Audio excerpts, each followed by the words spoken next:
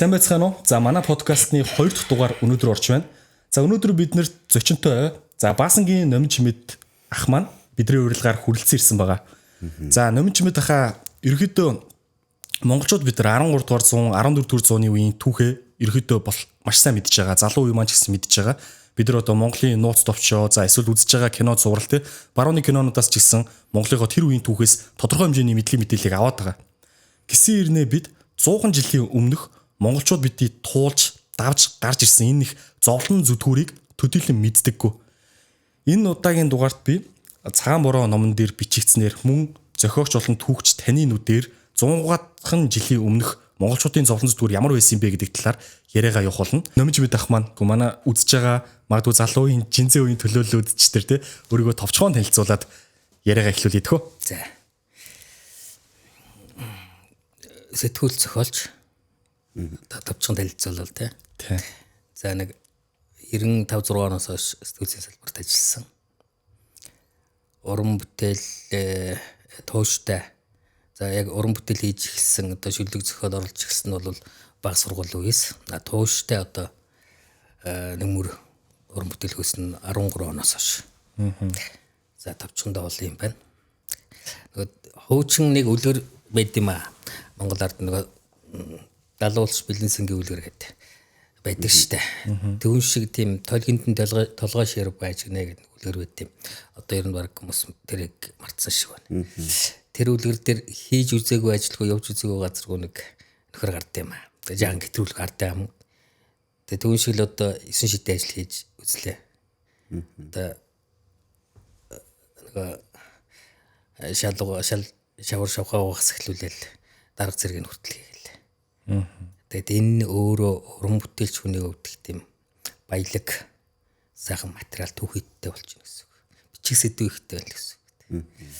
За чиний асуулт яхаарахгүй тийм 13 дугаар зууны үеийн монголчуудын түүхийг ганц монголчууд ус дэлхийн нийтээр мэддэг.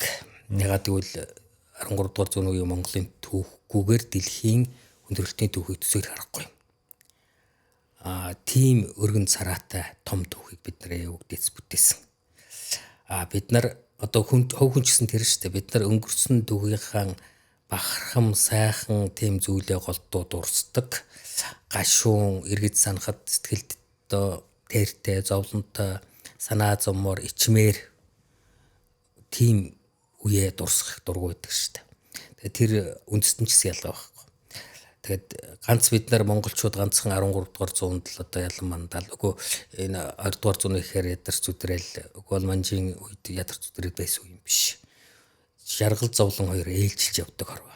Одоо бид нар цагаан сарын эдэг өрхтөө хүртэл жаргал зовлон гэдэг ингээд нөгөө тэгштэд ингээд явдаг штэ. Тэгээд чинь цаанаа их утгуучртай зүйл байна. Тэгээд магадгүй зовлон илүү ч байсан байж магадгүй. Тэгээд дундад зууны үед бид нар зовж л байсан. Тэрнээс өмнө одоо 10 дугаар зууны үед дундад тэрний үед зовж л байсан. Нуус товчийн дээр өөр дээр нь байгаа шүү дээ. Одтой тэнгэр орчиж олон улс хямралдаж орондоо гэдэг цаг Ослтон бол алдаж байгаа гэж тэр их гүрэн үүсгэс өмнөх цаг үеийг. Тэгэхээр ингэж жаргал зовлон жаргал хоёр ээлждэг энэ л түүхээр бид нар нэг унаал нэг босоол ингээл яваад байсан гэсэн үг. За тэр дотроос бид нарын хамгийн их ойрын иргэн дурсж явах одоо амьд гэрчүүд нь хараахан дуусчихгүй байгаа түүх бол энэ 20 дугаар зууны их үеийн түүх юм байна. За зарим нь одоо нэг 100-аад настай хүмүүс бол тэр 20-од оны хүмүүс байна шүү дээ. 20-од оны үед төрсэн хүмүүс байна. Тэд нар зарим нь бага насаа дурсах. Тэгвэл бол тэдний аав ээжийн туулсан амьдралыг өр хүүхдүүд нь ямар нэгэн хэмжээгээр санаад үлдсэнүүд байгаа шүү дээ. Тэгэхээр 20-од оны 20 дугаар зууны ихэнх үеийн түүхийн юмыг бол гэрчүүдийн амнаас сонссон шууд гэрчээс нь өөрөөс нь сонссон юм бол нэлээд харин байна. Тэгэхээр тэр үеийн түүхийг бид нар ямар нэгэн одоо түүхийн гажуудалгүйгээр ил шулуун бодиттой арах болцдог гэсэн үг. Үнэхээр одоо 20 дугаар зууны их үе бол Монгол орны Монгол үндэстний хөвцөө яг өхөө босхоо байх уугүй юу гэсэн утга нэрэн дээр байсан үе шүү дээ. Тэр нэг Оросын одоо судлаач лам Майскэ гэдэг нөхрийн номонд хүртэл байгаа. Ер нь энэ Монгол үндэстэн эртний дэлхийн одоо түүхийг тодорхойлж явсан агуу хүчрэх Монгол үндэстэн өнөөдөр иймэрхүү байдалтай байна. Ер нь ирээдүй байна уу гэсэн эргэлзсэн тийм үг манай хүний номонд төр байгаа шүү дээ.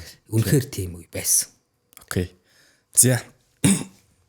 За нэг хэдэн үг хэлчихье. За яг үзэж байгаа үзэгчид маань за манай энэ подкастыг дуустал нь үзээрэй. За дээр нь хүлээлттэй баг тавиараа. Учир нь за миний хувьд дээр харуулаад ахын хувьд дээр мэрэгжлийн сэтгүүлч тэгээ түүхч хүмүүс биш.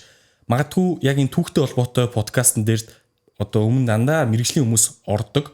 Тим ярианууд өрнөдөг гэсэн бол бидний зүгээс дандаа яг яагаад гэдэг үнцгийг хөндөж саруулах бит хоёр ярина. За тийм болохоор манайхан хүлээлтээс баг тавиараа. Гэхдээ энэ маань магадгүй 80 оноос хойш төрсэн, 90 оноос хойш төрсэн, эсвэл 100 орчим жилийнхээ өмнөх түүхийг төдийлөн сайн мэдэхгүй байгаа хүмүүст яг тэр яагаад гэсэн хүслийг нөгөөхөр маш гоё подкаст болно гэж бодож байна. За яг подкастны эхлэлд миний хувьд гэсэн нэг баг зэрэг жоохон алдсан, сандарсан зүйл байла. За шалтгаан гэх юм бол өмнөх эхний подкастны 2 партад орсон. Тэрэн дээр болохоор бид нар дандаа яг дотооддоо саруулах тэгэл ихчтэйгээ ингээ ярьжсэн болохоор илүү сандрал багтайсан бол энэ удаад энэ сайхан эрхмийг өрж оролцуулсан. Бас ингээд юу асуух уу? Яаж үзэгчтэй илүү гоё мэдээллийг өгөх үү гэсэн үүднээс айгүй жоохон ерэн маш их сандралтай эхэлж байна. Зүгээр. Энэ дугаарын подкаст яг төсөөлж байгаагаар бол маш гоё болно гэж бодож байна. Гэхдээ маш гоё болох тал нь яг саруулах бит хоёрын зүгээс хэр энэ сайхан үнээс гоё ухаж төгөж түүхийг асууж тах уу гэдгээс хамаарна шүү. Тэгэхээр саруулахаас хичээгээрээ. Бас саруулахын сэтгэл энэ дугаар ямархуу болно гэсэн төсөөлттэй байна. Маш гоё. Маш гоё болно гэж төсөөлж байгаа. За номжимдахаас одоо бид нар маш олон юм сурж байгаа тийм. За цагаан бороо гэдэг номноос гадна маш олон армаа, маш олон дууж одоо маш олон зүйлийг биччихүүлдэж байгаа Монголд. Энэ цагийн гайхамшигтэй хүн оролдож байгаа. Бидний одоо танаас бас илүү ингэж асуух гэдэг бас нэг зүйл байгаа. Одоо ялангуяа бас би ч гэсэн бодож байгаа. Энэ юу гэдэг юм бол бид нар ингээд за Монголын ард түмэн мандан бадарч явсан цаг үе доор байсан. За бас гондож байсан үе бас биднэрт байсан тийм. Хэрвээ бидний өвөг дээдс одоо нэг 100 жилийн өмнөх өвөг дээдс минь яг ингээд цаг хугацааны машинаар хэрвээ бод дээр гарч ирээд бидний одоо байгаа орчинг хараад амьдарч байгаа байдлыг хараад юу гэж хэлэх байсан бол тий. За саяхан нөгөө яригдж өстэй манай монголчууд чинь өвөл идэж болохоор бүх одоо малынхаа толгойг булчаад тэгчээд бид нар айгу үсгэлэн ард түмэн өсөөдөө ядраад ингээд байгаа тиймэрхүүл байдалтай болцсон байгаа ард түмэн байхгүй. Тэгэхээр тэр 100 жилийн өмнө одоо ядарчаасаа өвөг дээдс юм зовлон жаргал одоо бидний байгаатай харьцуулах хэцүү байгаа шүү дээ тий. Тэгэхээр одоо үдчихэж байгаа хүмүүс ч гэсэн бас бид нар яаж амьдрал дээр энийг айгу гой буулгаж авах вэ гэдгийг л бас бодоод байгаа байхгүй. За саяхан л ингэж хэцүү байсан юм биш үү тий. Бид нар харин хажууд нь хичээх ёстой юм байна штэ гэсэн тийм нэг бодол төрөөсөө гэсэн бодолтой байна. Тэгээд номжмэд ахын хэлснээр тэр зовлон жаргал ээлжилдэг гэдэг шиг. За ерөөдөө хувь хүн битгийл нийгэм үндэстэн тэр аяраач гэсэн сулрах үе байна тийм ээ. Тиймээс эндээ бас хит бити имзэглээрээ хит бити үрс сангитаараа зүгээр л энэ түүхээ хизээж бити мартаараа гэж байгаа. За подкаста илүү цэгцтэй дараалын дагуу явуулахын тулд за бид нар болохоор манжийн дарлал гээл тэр 17 дугаар зуунаас эхлээ ярихгүй. Бид нар 20 дугаар зууны их үеийн түүхийг ярина.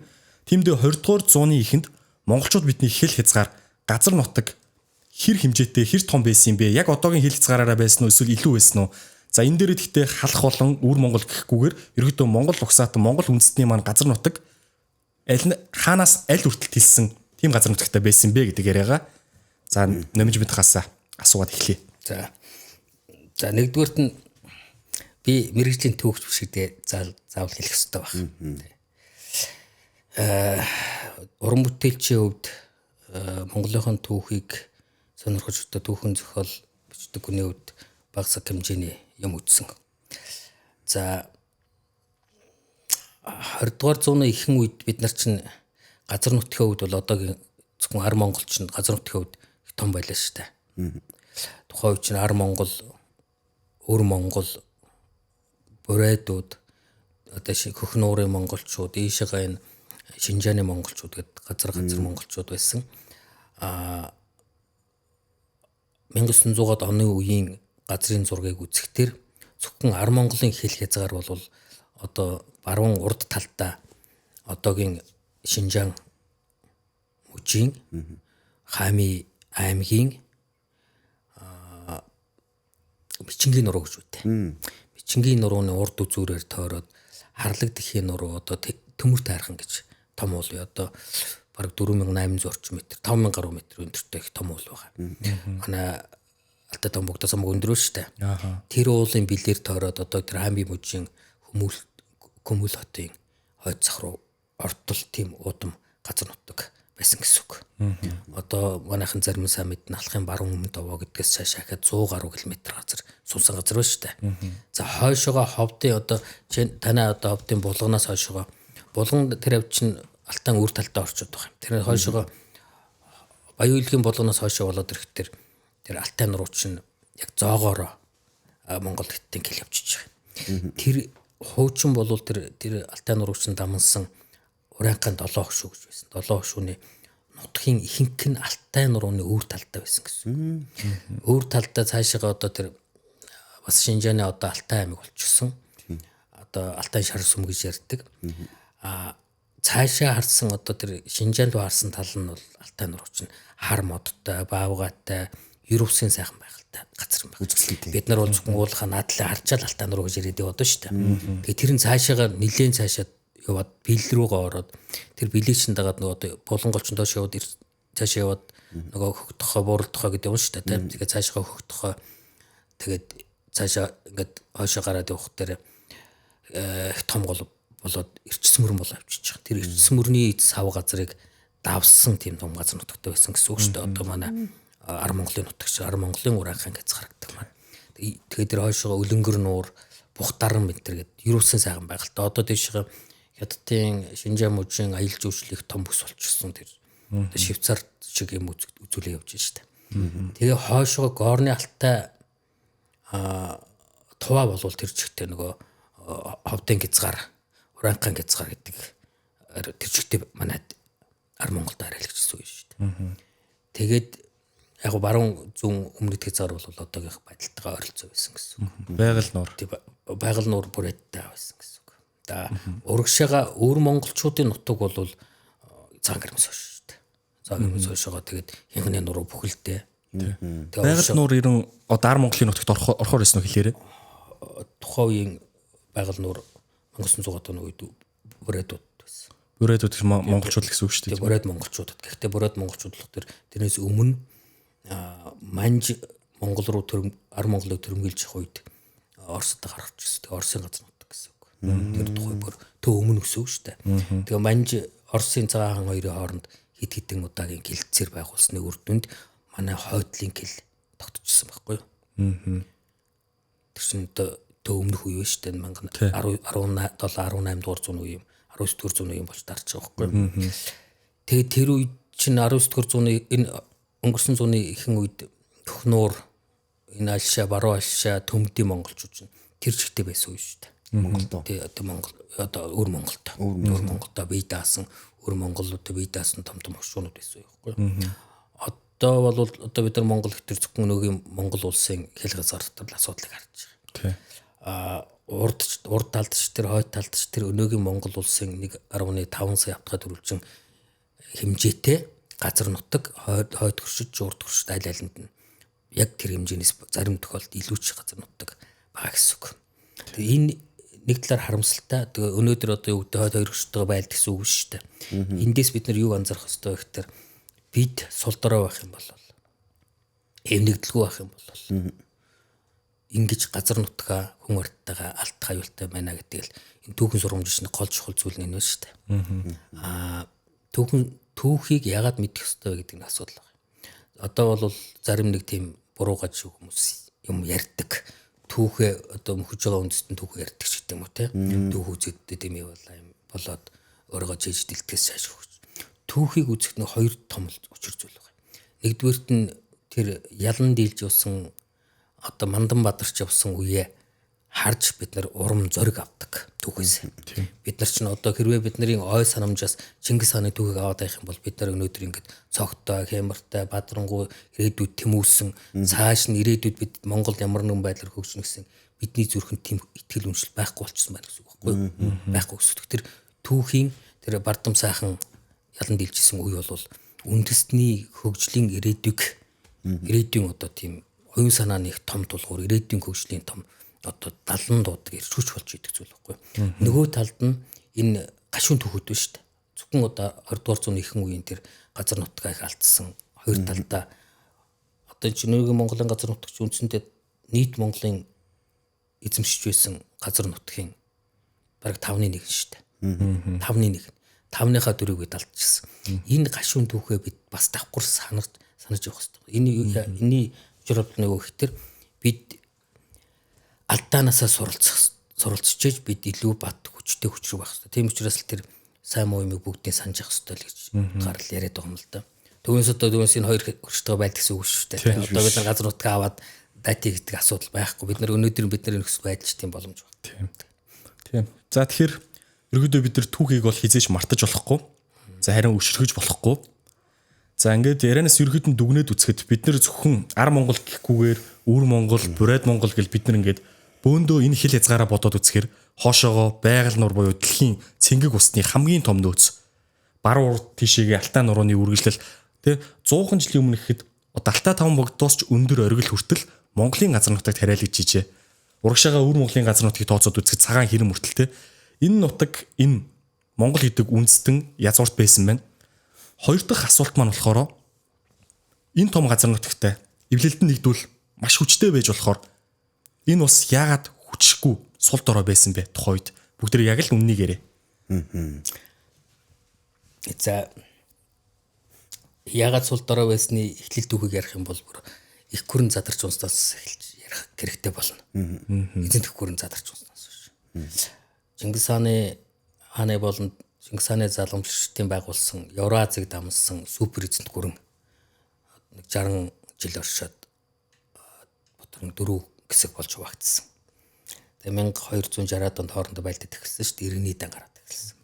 Энд ариг бүх одоо Монголд байгаа ариг бүх Бээжинтэй өлсөн Обли хоёр хоорондоо дайтаад 4 жил дайдсан.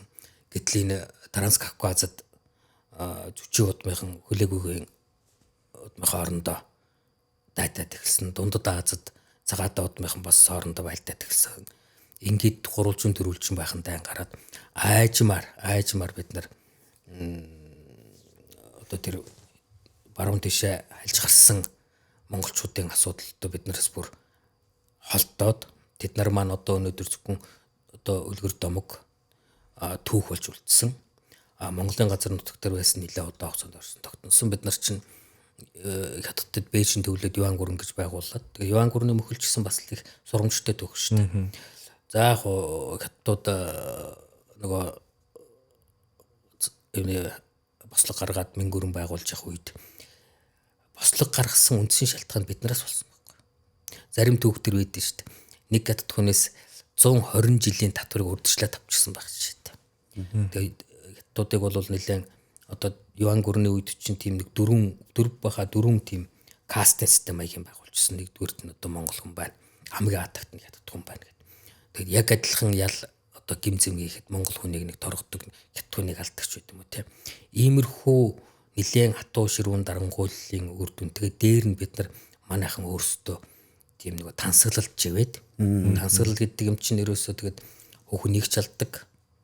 Улс үндэснийг ч дуусгадаг. Тансаглалж ивэд ордны тэр ялзрал гэдэг юм живсээр байгаа. Тэгээд 1368 онд готомшигтайгаар тамга өөртлөөд Бээжингээс өгч гарлаа шүү дээ. Тэгээ гарсан ч гэсэн ард талдаа бид нар ая зүг олохгүй байнгын тэр чинь одоо багаад үе гэж хэлдэг. Байнгын одоо хоорондын зөрчил дэмжил явсаар байгаа л тэгэл манчтай залгажлаа шүү дээ. Дунд нь нэг тун ховор тохиолдолд ганц нэгхэн нийт Монголыг нийтэх гэсэн оролдлого гарсан. Гэхдээ үр дүн хүрээгүй доктортой байж чадаагүй. Тэгээд манжид орсноос хойш тэгэл бид нар чинь одоо нэг хэсэг одоо ер нь хорвоо дэлхийгээс баг мартагдах шатлаа шүү дээ.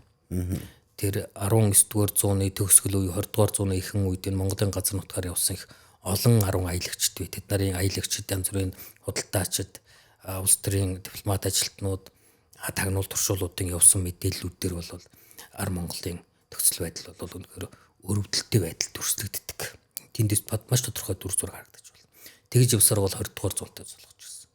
20-р зуунтай золгоод 20-р зууны ихэнх үеийн амьдралыг бид нарын өгдөц сайн санаж ярьдаг. Одоо энэ цагаан бороо дээр бол тэр 20 дугаар зууны их үеийн амьдралын орчуулын ярьсан түүхийг л би голлож их сурж болгож бичиж байгаа шүү дээ. Манай аав чинь өөр 23 оны хүн. Манай ээж бол намайг 7 настай нас урсан. Тэр чинь 1895 оны хүн байхгүй юу? 95 оны хүн. Тэгэхээр тэр хүмүүс чинь тэр 20 дугаар зууны ихэнх үеийн амьдралыг биеэр үзсэн хүмүүс байгаа шүү дээ. Биеэр үзсэн. Нэг бол одоо аав ээжсээ сонссон түүхүүд байгаа. Тэгээ тэр үеийн амьдралыг ярих тэр бол одоогийн залуучууд бол өмшиг харахгүй. Үгүйс одоо яг энэ ярианаас хойш амар яриа явна. Манайхан хүлээстэй байж байгаарэ. За тэгээд бас ахын ярианаас ч тэр гэл дүгнэтлэхэд бас зүгээр заавал түүх ярихгүй зүгээр логикоор бодоод үтсэн ч угаасаа тийм нүүдэлчин дайч арц түмэн Бээжинд нийслэлээ болгоод юан гүрнийг байгуулад суурин амьдралын хэв маягт орчгороо тэр өдөр болгоны одоо тэр нүүдэлчдийн тэр хүч чадал төсвөр төвчээр шандсыг шаардсан ажлуудч байхгүй. За тэгээд зүгээр нэг суурин иргэншилтэд суугаад байж байгаа хүмүүст чинь яг таны хэлдгээр нөгөө тансаглал гэдэг мөртөл ороод ирж байгаа шүү дээ. Тэгэл үүнээсээ үүдэл яг л тэр 14 зуунаас эхлээл тэр тансаглал тэр баян тансаг сайхан амьдрал чи хүчгүй заламж халаа үе бэлтэж байгаа. За тэгэнгუთ энэ маань монголчууд ерөөхдөө нэгдэж чадаагүй. Тэгэнгуутаа 20 дугаар зууны их үеийн тэр сул дорой байсан үндэстэн маань аль 14 зуунаас эхэлтэл гэж баг үзэж болохоор юм тийм үү. Ер нь уруудсаар их хүрээс уруудсаар бол 10 дугаар зууны үдчихсэн шүү дээ. Баг өөднөр хараагүй. Уруудсаар байгаа шүү дээ. Уруудсаар алж жалж байгаа манчтаа золгоол. Тэгэл их олон хэсэг хуваагдал дэлхийн хөгжлөөс хоцрогдсон.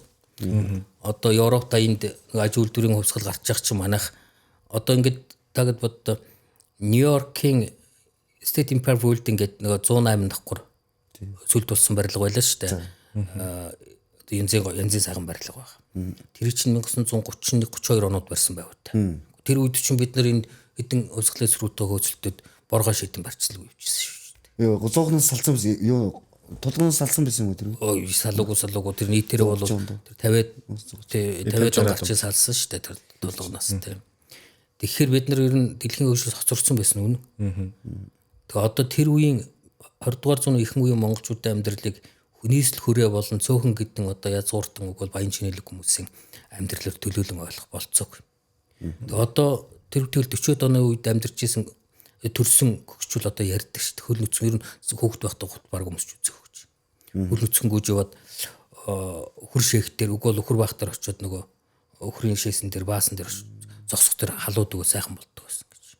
Нөгөө партка болдог байсан. Тэр чинь нөгөө хөл нүцгэн хүүхдүүд хонмал эргүүлэл гүйж штэ тэр парт гэдэг үг маань яг гоо тэр нөгөө баруун гизгаараас нааш чашаа дөрвж наашаа явж байхдаа одоо хөлдөө өгсөн голдуу угаал идэж уусан малынхаа тэр дундаа бод малын арьс ширийг усан твтэж ягаад нойтноор нь үсийг гадагш наруулад хөлдөө бариад баглаад боож байгаад хатаачдаг. Тэгээ тэр нэг гутал маягийн сөөхий гутал маягийн болно шүү. Тэгж тэрий тим гутлыг парт гутал гэж тим гутал өмсч юусан хүмүүсийн түүх байгаа шүү дээ.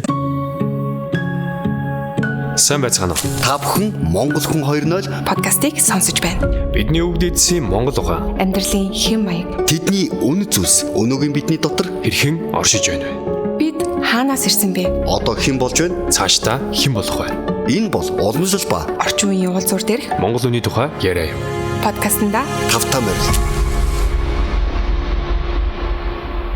За тэгэхээр ерөөхдөө энэ ярианаас ойлгосон зүйл маань жаргал зовлон ээлжилдэг гэж байгаа монголчууд 13-400 хүртэл хамгийн үжтэй хамгийн сайхан баян тансаг тийм орон байсан бол үүнээс хойш уруудан уруутсаар бид нар 20 дугаар зуунтад золгосон гэж байна.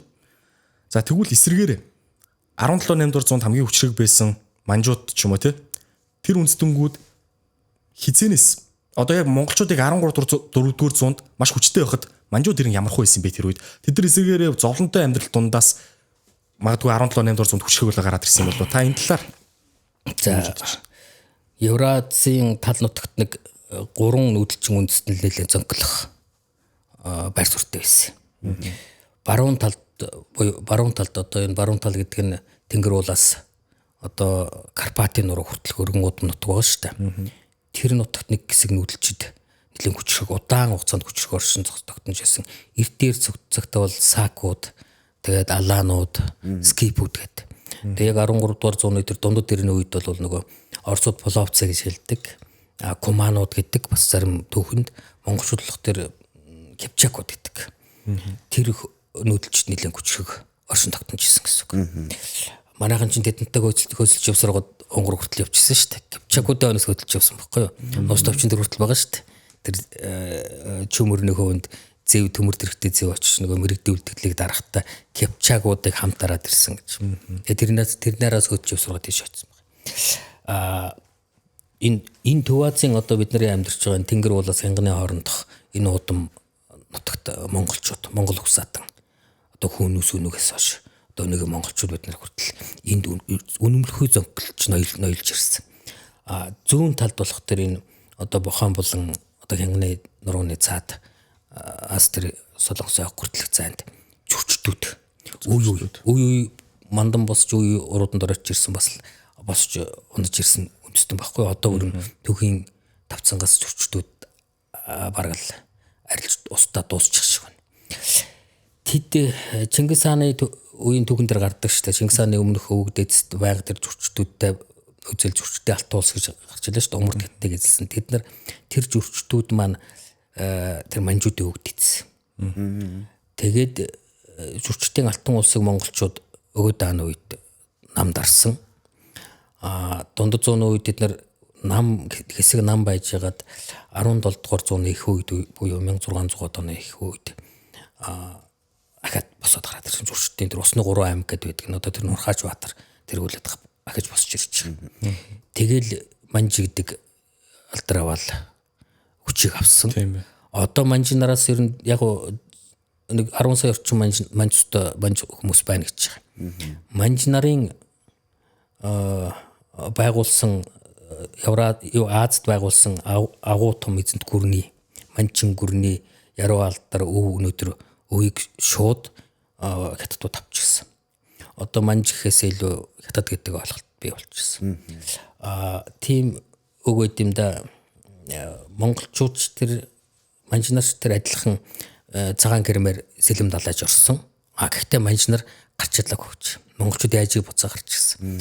Түрүүн ярьдаг тэр Юан гүрний төгсгөл үед тэр Тогоон төмөр хааны үед бид нар арчаагаа алдаад хятадуудад хөөгдөж гарсан нөгөө талаар бараг зол шахуу гэж хэлж болно. Зол. Ягаад гэх юм бол бид нар тэндээ өшөө удаа хугацаанд шигдэж сууссаар байсан болвол манж нарын өнөөдрийн тэр имэглэл тавилан байд өмнө бүтээх байсан маш магадгүй байхгүй юу. Тэгээд тэр Америкийн одоо Монгол эрдэмтэн Кристофер Эйтвуд гэж эрдэмтэн дээр нэг яриа суучхад маань үндэгжсэн л та. Хоёр нь монголчуудын төгсөөн шүү дээ. Маш их зэгтэй үед алдаад байгаа юм шиг гэрнэ. Цаана алсаараа зүв байтг монголчууд. Тэнгэрээс нэг тийм өдөрлөгтэй юм шиг гэж. Тэгэхээр тэр Юан гүрэн мөхөд бид нар одоо арчаагаа алдаад хөөгдөд гарсан ч гэсэн наанай хохиртой юм шиг боловч алсуура Монгол үндэстэн оршин тогтнох. Өнөөдөр бид нар ингээд монголоор яриад Монгол гэдэг одоо тусгаар улс байгаад хотлоо өнчилсөн сайхан бахархаад яриа сууж явах хэтлэн багтгүй тэр алдаач байсан байж болох байхгүй юу. Тэр аливаа юм заавал одоо 100% бүрөө гэж байхгүй. Аливаа юм хоорондоо төлбөртэй тэр дундаа тусгаар тогтонд бол хамгийн их төлбөртэй зүйл шүү дээ. Тэгэж явсаар байгаа л одоо 20 дугаар зууны ихийг үзчихсэн. Тэр 20 дугаар зууны их үед дээр одоо ярих юм бол олон асуудал бий. Зүгээр би ганц нэгэн зүгээр жишээр. Маань 23 оны хүн шүү дээ. 23 оны хүн 30-аад онд чинь 7 настай 37 настай хүүхэд байсан ба шүү дээ. 34-5 оны үеийн явдлыг тэр 7-оос 10 гэд хүртэлх насны үеийнхэн түүхийг манай хүмүүс маш сайн санаж ярьдаг байхгүй юу. Тэгээд нэг удаа автомт явж байгаад нэг иргэний хажуугаар гарч явсан чинь ингээд мухар ирэг ба шүү дээ. Тэгээд тэрийг заагаад ярьжсэхгүй энэ иргэний язоор дээгүүрний шургаа гэдэг чи одоо мод шүү дээ тий. Шургааг тавьж ягаад азг гоц тавьчаад азг гоцсон дээр жаахан чулуун молоо шороо мороо болчиход доогуур нь зэн хоёр хүний нэр хэлээд гэрэлж исэн юм гэж. Иргэнд амьдарч исэн хүмүүс байсан гэсэн үг. Тэгээ одоо бол энэ одоо нэг 90-ад оны их үед ч энэ тулан бургасанд амьдардаг хүмүүс байл шүү дээ. Тарашаанд амьдардаг. Түүнтэй л адилхан гэсэн үг шүү дээ. Монголын баг бүх одоо хязгаар нутагт тиймэрхүү хүмүүс байсан гэсэн. Тэр эдэн байрхан гэдгийн шил дээр битүү хад гэж байдیں۔ Тэр одоо арилж үгүй тэр битүү хадны чинь ихэд ингээс харах юм бол утаа тортог болчихсон байдаг. Тэгээд тэнд хүмүүс бас амьдарч байсан гэж. Тэгээд бүр их сонин ачин түүхүүд байдаг. Ээж маань 26 оны хүн байхгүй юу? Ээжийг 8-9 орчим настай үед тэр Үлзийт гэдэг газар Баян айлын хонь хариулж гол зогоодог. Зарц гэсэн үг. Сайхан нэр нь хамжлага. Таарахын нэр нь зарц. Одоо боол бол биш. Манайд бол боолын арцаа арцсангуу гайхуу зарц. Тэр зарцад бол ирэх мэдл байхгүй. Зарим одоо тэр хамжлага гэдэг бол одоо тамхтай одоо хуулиар тэр зарцлагддаг гэсэн үг. Одоо хэрвээ хэн саруул одоо хамжлагын эзэн байх юм бол битээр хамжлага байх юм бол хууль ёсны. Битээр зүгтах газар байхгүй. Зүгтаад очих юм бол хамжлагаас хорогдсон гэд одоо битээр өшөөлөө ял хүн даавна гэсэн. Одоо тэнд хүн ирэх мэрх байхгүй шүү дээ. Тэгээд тэр зайлуул тэр нэг айлд тэгээд тэр чинь айлд ингээд албан ёсоор тамхтай хамжлагуудаас гадна амьдралын эрхэнд айлын хаяа бараадж мал ах уу одоо харбор ажлыг хийгээд нэг угац долоож амьзуудаг хүмүүс байсан баг. Нэлээ олон байсан баг. Тэгээд тухайн үед чинь Монголын нийт хүн ам чинь 51 орчим хувь амжилга байсан гэсэн үг шүү дээ. Амжилга гэдэг чинь ямар ч хэрэгжүүлээгүй зарц гэсэн утгатай. Тэгээд тэр юу хөтөр одоо тэр гард магна конон тэр гардаг ш сайхан охин гарах тэр өөр хүн төгчдөд би мэднэ гэж яагаад өөр жишээлбэл би амжилга эзэн баг та хоёрын сайхан охиныг тэнд би мэдээж өгнө гэсэн үг. Аав ээж мэдэхгүй. Та хоёрын банд гарах юм бол өөрийнхөө хүүгийн өмнөөс зэрэгтэй уулчна. Тэгээд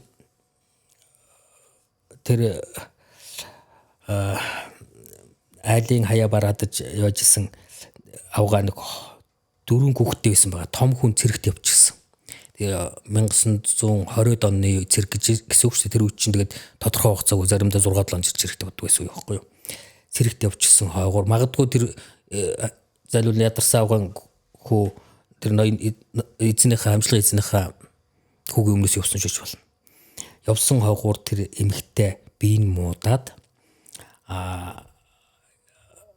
юу яасан баг. Одоо хэвтэрд орсон баг. Тэгэхдээ тэр баяных хайчаад хавар нөгөө явчихсан. Цуслаад нөгөө явчихсан. Тэгэд нөгөө том нь 8 орчим настай, 6 орчим настай, баг нь нэг 2 орчим настай юм. 3 хүүхэд үлдсэн баг. Нөгөө хүүхэн зайлуул тоглоом нөгөө юуныхаа толгойнхаа өр дээр хөвтөж байгаад нас болчихсон. Тэгэд хэнийг гэлээ нэг айл тэдний санаандгүй очиход ээжийнхэн цогц дээр суучихсан. Тулган дээр юу лөөл тэр чинь хавар хамгийн эрт гардаг нь лөөл байх байхгүй юу? Отны хөлөөр хамгийн орхон гарч байгаа. Лөөл хуурч өгөөд 2 дүүдээ өгчсөн гэж. Нөгөө том нь 8 настай. Идэх юм байхгүй. Тэгээд баг нь ингээд өлсөд уйлах тэр нөгөө дундынхаа нөгөө боож байгаа аманд нь хөлчдөг нөгөө хөхдөг нөгөө тийм шээх тэр хаццаад хөхдөг байсан гэж. Тэгээд нөгөө баг нь удааг харангалж өгсөн баг. Хоёроо хөрөөгөө тэр бодвол өхнөөс гаргуулах хөхдөсөн шүү. Тэгээд тэр манайхны нэг хөгшин тэр үе залуу байсан байлгүй дээ. Тэр доод айлын тэр доод хаягаар нэлээд охнууд тэр замаар хөндлөн гарч явахт нь оройхон болчихсон. Ах нь тэр чинь 8 хүрч байгаа хөгч бас нэг жаахан толгойн ажилласан юм шиг нөгөө багийнхаа миний дүү тэр хүнийг дагаад гүүгээрэй гэж битгий салаарай гэд. Тэгээ тэр хүн уршаад аваад тэр мөрөнгийн хөндийг гаталж явах нь гэвэл борин араас нь босох шиг бас эргээ харсан чинь ард нь нүцэн хөвгдгөөж явсан. Тэгээ эхлээд айн л да тэр чинь мэдээж. Тэгээд учрыг ойлгосон. Тэгээд тэр хүүхдийг сумлж аваад тэр чигтээ өргөж авсан. Нөгөө нэг баг дүү нас ураад нөгөө дунд дүүгээ айл бараад болчиход нөгөө ах нь 8 орчим настай хүүхд нь ууланд гарчсан зэрлэг шít. Тэгээ аав ярьдаг байсан. Тэр үеийн хүмүүс мөдүүлэх байсан шүү. Тэгээ гарч яхад наануу цаануу гэж очдог ч хүн байхгүй. Тэр хүүхдийг одоо нааш тааш нь аваад асардаг ч хүн байхгүй. Тэг гол шалтгаан нь бүгд хинк нь өөрсдөө яа гэжсэн байхгүй. Яа гэжсэн тэр хүн туслах дайтай мат. Одоо бид нар өөрсдөө мэднэ шүү дээ. Би ч гэсэн өдрөө харсан шүү дээ. 90-ад оны ихэнх үед хэдэн зуун хүүхдийн дараашаанд байхад одоо татаж авчираад гэртээ байлгасан хэд бол тэгээд тэд нар чинь нөгөө талаар бас л хэцүү амьдрал тулжсан хүүхдүүд шүү дээ. Тэгэж байж одоо сургаггүй болсон. Гэт алгалцсан. одоо хүний 8-нд явсан, хідэн дээр дарашаандаа өгсөн, хідэн амьдраад өнөөдөр одоо хөл дээр босоо явж байгаа бол бид нар хэлж мэдэхгүй шүү дээ. Тэгээ тэнд тэр хүүхдээ асуудал ирсэн цагдаагийн байцаагч тэр араас хөдөлжсэн хүмүүсийн яриаг сонсоход зүрх алармаар. Тэг яг л түүнтэй л адил үйл бодол болж исэн гэсэн үг шүү дээ. Тэгээд зайлуулсан гэсэн байна. Тэгээд 2 жил орчим тэр хүүхэд хээр байсан. Тэр үе чон ихтэй байсан. Тэгээд аавч өрөөдгөөс. Тэгээд тэр чон илбэгтэй үед тэр хүүхдийг яагаад чон идчихэв юм болоо гэж. Тэгээд хээр уу хонмалд явж байгаа таардаг байж л дээ. Таарахт мангар гэдэг сонгоны дүүгдээ сонгоноос нэг жижигхэн сарамс шиг тийм сарамснуур шиг жижиг юм ургамал бай. Тэгээд дээдх нь юм урт өндөр дээрээ тийм цацагтай юутай. Тэгээд мангар түгээд хажуудаа овоолтол тавьчихсан байдаг гэсэн. Тэгээд мангар идэд за өөр юу гэдэг вэ? Тэгээд нөгөө хээр байсан хүн чинь муга орилдог, хүнээс цугтаадаг. Одоо бодвол тэр таарч ирсэн хүмүүс шоглдог байсан юм уу, зоддог байсан юм уу? Тэгээд тэр манай ээж чинь айлын ганц тэр дугуйс гэдэг газар байхад тэдний 2 айхтар нохойтой байсан баг. Тэгээ бас нэг хэдэн борчуултай. Тэгэд малаас агаад тэр баруун хатвчин зүүн хатвчинд ингээд тогоонд жалавчинд сүг хөрүүлээд тавьчих тэр шүн 2 нохооны хаагуур нь орж ирдэ шүн сэмхэн орж ирээд хатвчаар дэрсний гуурс шургуулад нөгөө тогоотой сүг нь хуу сортол уучдаг. Тэгээд нөгөө гэвэнт өлөнгөөсөн хүүхч гэвэнт их суугтар бахан цэцэг та хийдсэн байна шүү дээ. Тэнгүүдийн тэрээр баахан цэцэг та хийчдэг. Тагидаа явж гисэн байсан гэж. Тэгэхээр зайлвал тэр нэг бас л нэг ам аврахын тулд тэгэл явдаг байсан байгаа байхгүй юу. Тэгээд 2 жил болсны дараа ах нь цэргээс ирээд нөгөө хээр динж явсан дүүгээ олж яваад цагаан улам гэдэг газар тэггэм давичиж өгөөд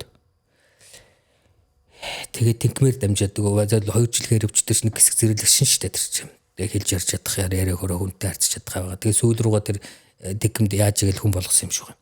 Тэгээд төв сүүлд тэр чинь 30-аад оны их үе штэ. 30-аад оны их үе тийм болж исэн гэсэн үг. Төв сүүл 50-аад он гарсан хойно нөгөө хүн чинь сургууль соёлоор дамжиж явсаар байгаад дээд сургуульд ороод гоц салдвартын эмч болоод аймаг дээр буцаж ирж исэн төгөнд. Тэгэхээр одоо тэр тиймэрхүү төгөлд маш олон давтагчжсэн гэсэн үг. За бидний яриа одоо яг нэг 20 дугаар зууны эхлэл үеийн одоо яг л тэр нэг зовлон зүтгүүр рүү орох гэж байна. Энэс өмнө бас мөн дүгнэж хэлье. За монголчууд 13 4 зуунд хамгийн хүчтэй үе байсан. За яг л энэ үед одоогийн нэршлэр манж, тухайн үеийн нэршлэр алтан үеийн зөрчдүүдийг хүртэл алтан улсыг хүртэл бидний эзлээд тэ. Яг тэр үе болохоор бидний манжийн даралт байсан. Тэр 200 жилийн ч юм уу тэ. Яг тэр алтан улсынхан өөрсдөө мэдэржсэн л үе байгаа шүү дээ тэ. Бид нар эзэлсэн байсан. За тэгэл 14 5 дугаар зуун гээл анир чимээгүй байсан зөрчдүүд.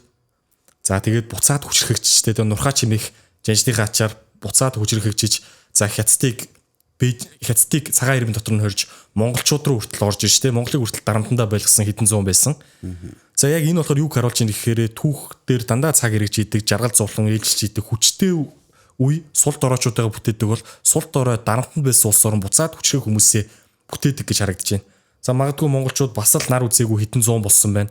Одоо буцаад энэ хүнд хэцүү цаг үе одооноос л хүчтэй иргэдийгээ бүтээж одоогийн манай монголчууд илүү хүчрэх болох замдаа орж байгаа юм шиг санагдлаа.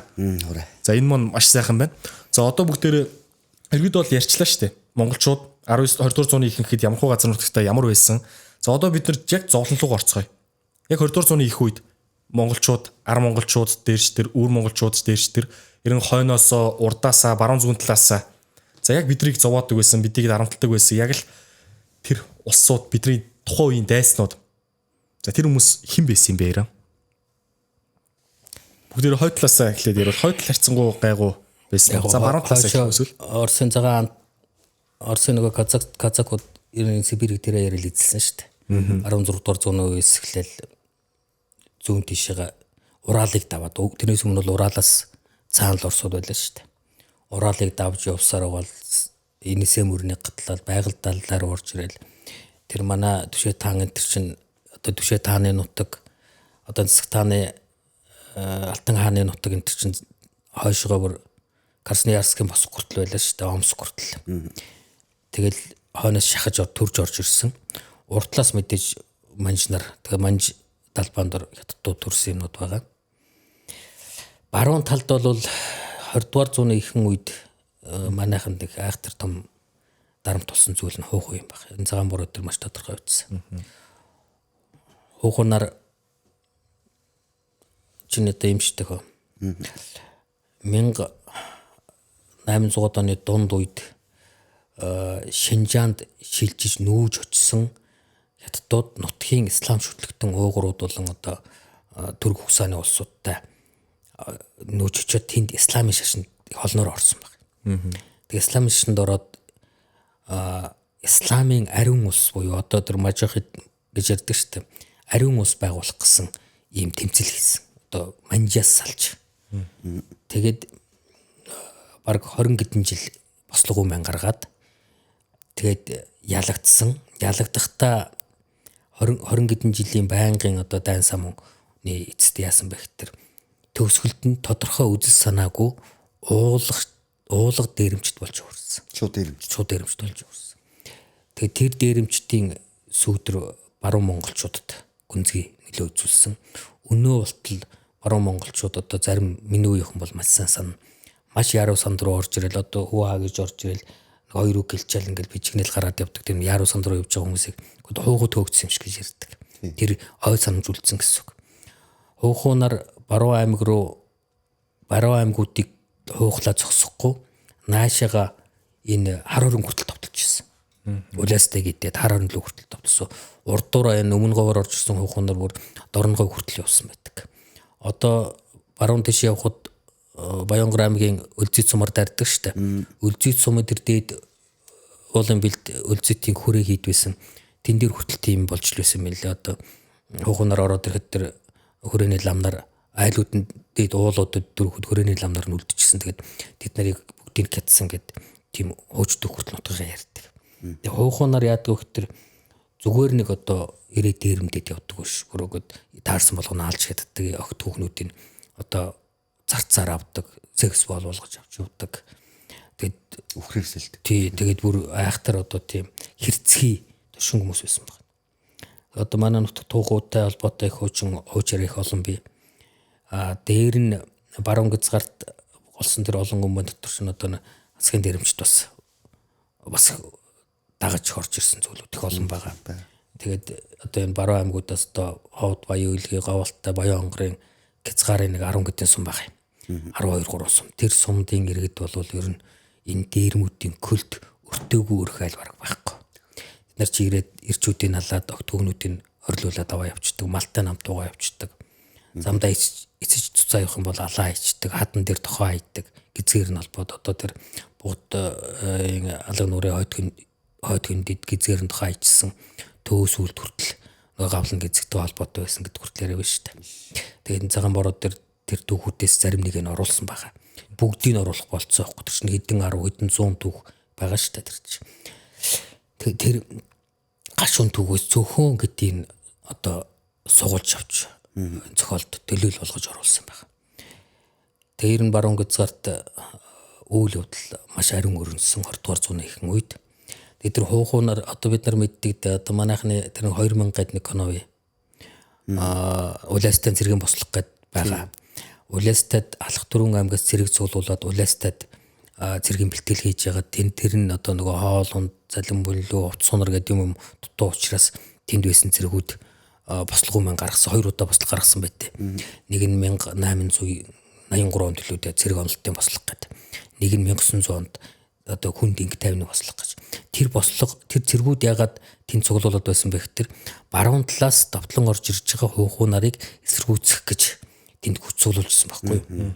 Тэгээд тэр нь олигтой ч юм болсон юм байхгүй. Тэгээд бослого болсны нэг үндсэн шалтгаан нь нөгөө тэнд хуаргинж байгаа цэргүүдийн хоол хүнсийг хятад пүүсүүд хариуцдаг байсан баг.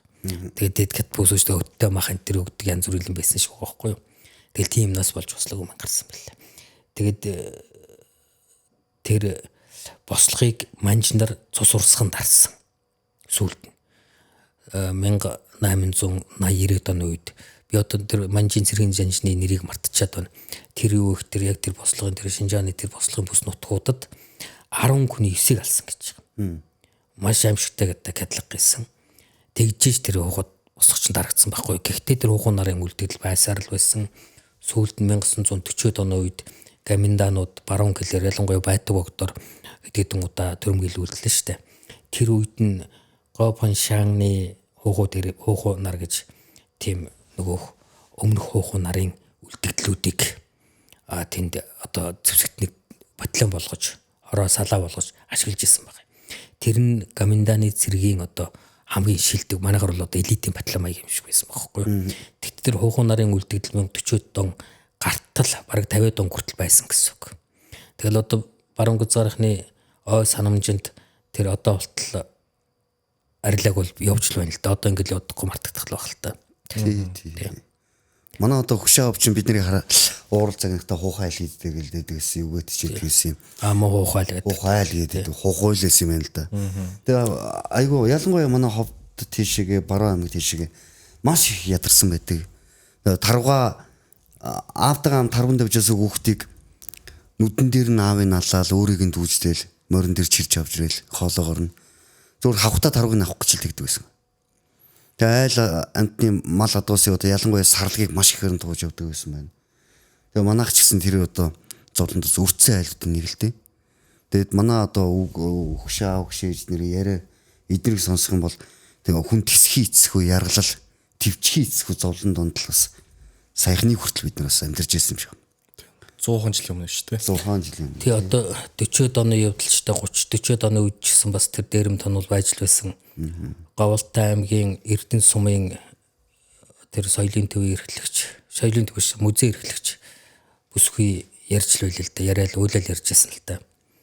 Юу гэж ирсэн бэ гэхээр тэр бүсгүй аав нь 10-аад настай байх үед нь аав нь 10-аад настай байх үед нь цаанаас дээрэм орж ирсэн байна. Тэгээ дээрэм орж ирэхдээ нөгөө охтуудыг аваа явчихдаг байсан учраас өөрийнх нь төрсөн дүү нэг 8 орчим настай охиныг үсийн усаад банд болгочихсон байж.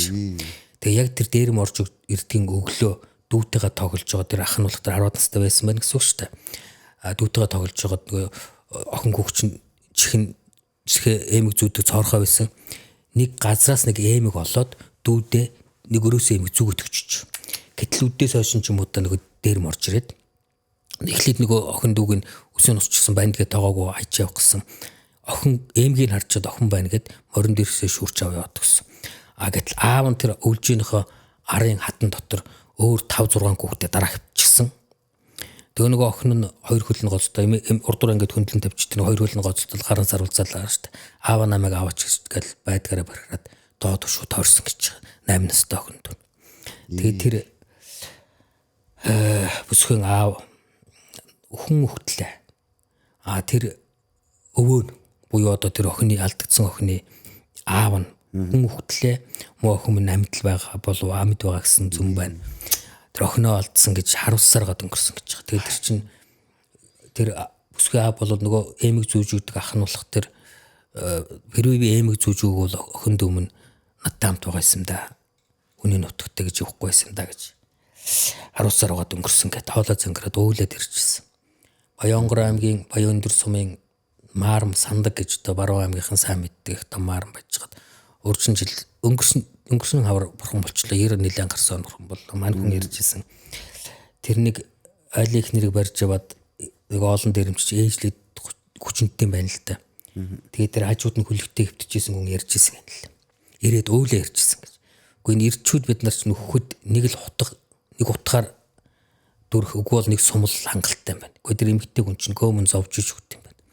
Царай нэг цайгаал нэг ухаа цайгаа улайгаал нэг ухаа алдаал нэг ухаа орсороод хүчлээ гэж. Тэр олон хүн хүчин цэрэг галаачиж байгаа байхгүй. Монгол хүмүүсийг тэгж л зовоож очтээ. Тэгээд тэр баруун гүзгарын түүхүүд бол ер нь одоо яриа дуусахгүй гашуу юм байна. Тэгэд энэ түүхийг бид нар яагаад ярьж байна вэ гэхээр чинь нэг энэ дээр ч байдсан тэр өнгөрсөн гашуун хэцүү түүхийг бид нар нэгдүгürt одоо санджихын нэг чухал нь бид сул дорой эв нэгдэлгүй ухаарлгүй тэмцэлгүй байх юм бол ийм юм бид маш амархан орох магадaltaй л гэсэн үг байхгүй юу. Тэгээд өнгөрсөн түүхээс бид бахархлаас гадна энэ гашуун юм байнга л санджих хэрэгтэй юм байна. Маш олон өнөөдрийг хүртэл маш олон одоо дэлхийн хүндрэлтэн дотор маш олон үндэстэн устж үгүй болсон, сургаггүй болсон. Нэг эртэн одоо хоёр эртний зааг дээр 20,000 гаруй жилийн өмнө хүчрхгүйсэн нэгэн цагтаа хүчрхгүйсэн хийтүүд ягаад устж мөксөн гэдэг тэр бахаал шалтгаан энэ. Одоо болтол зарим үндэстэн устж мөхөл алга болж байна. Тэгэхээр энэ устж мөхж байгаа шинэ үндсэн шалтгаан юу өдөр ерөөсөл ухаан тутсан байх. Ухаарал тутсан байх. Тэгээ ухаарлыг юу авдгүй хөтер бид нарын түүхэл өгч юм л да. Тэгээ үндэстэн ягаад түүхээ судлах ёстой гэж нэг үндсэн шалтгаан юм байна. Тийм үг үү. Түүх гэдэг бол өнгөрсөн лөө харсан зүн ч юм гэж. Түүх рүүгээ бид нар хідээч нэг сайн гүнзгий бодиттой харж чадна тэр хэмжээгээр бид ирээдүйг тодорхойлох болцоод гэсэн үг байхгүй юу? Өнгөрсөнгөөр ирээдүй байх боломжгүй гэсэн үг. Тэгээ энэ хоорондоо нэгт холбоотой зүйл юм байна. Тэгээд энэ 30-аад оны 40-аад оны би ихлээр тэр 20-аад оны явдал ярьлаа. Тэрнээс өмнөх асуудлууч байна. Орон гэргүү одоо тэр нэг айлын хамжлага эмхтэй тэгжсэн гинлээ. Нөгөө айлд нэг хүн өдийдэг нөгөө эдшний цаг штат бахан боохийн штат бал нэтлээд үлээдшээ гаргана. Тэгээд нэг хүн одоо бодвол хөлсөрлөштэй нөгөө айлын баяа айлын эдш гаргаж өгөхөд гидсийн арилгаж ирсэн айлын нөгөө барлаг зарц авгаа хүүхэн тэгж гуйжсэн гэдэл хошныхын толгой өөхтэйгэн аваараа гэж эдс гаргаж байгаа хүнээс энэ утга нь юу вэ гэхээр тэр гидс арилгаж байгаа барлаг хүүхэнд хошны толгой ногддог байхгүй юу? Гидс арилгахад. Тийм учраас хошны толгой ногдно гэдэг чинь хошны нэг үстэй нэг хэсэг үүдэх штэ. Толгой. Тэрийг өөхтэйгэн авах тэр манган олдож байгаа юм тэр. Тийм учраас тэгж гуйж исэн гэнэ л гэж. Тэгээд тэр түүхчний явсаар байгаа л одоо тэр нэг 40 дон гараал нэг одоо тэр нэг 1921 оны үйл явц чинь нэг за сайн ч юм би муу ч юм би сайн тал нь юу гэх тэр хамжлага гэдэг юм байл халсан баг. 21 онд уу? 21 онд. Хамжлага халснаар бид дунд 100-аас салсан шүү ер нь бол. Дунд 100-аас.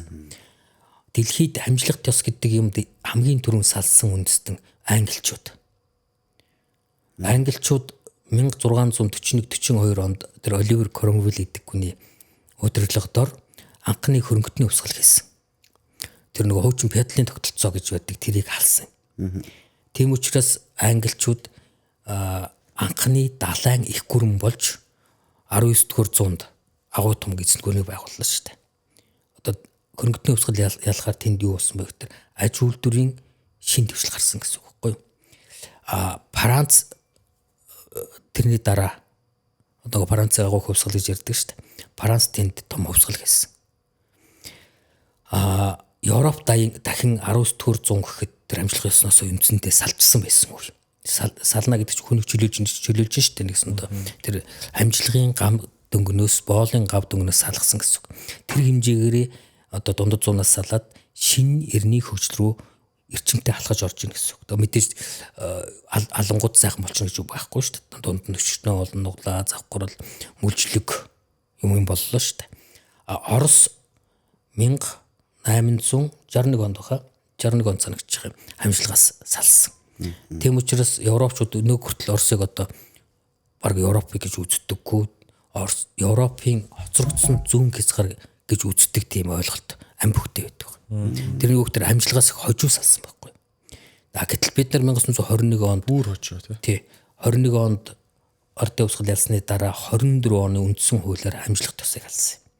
Хамжлах ёсыг халснаар бид нар тэр нэг хуучин тэр нэг одоо эзэн зарцын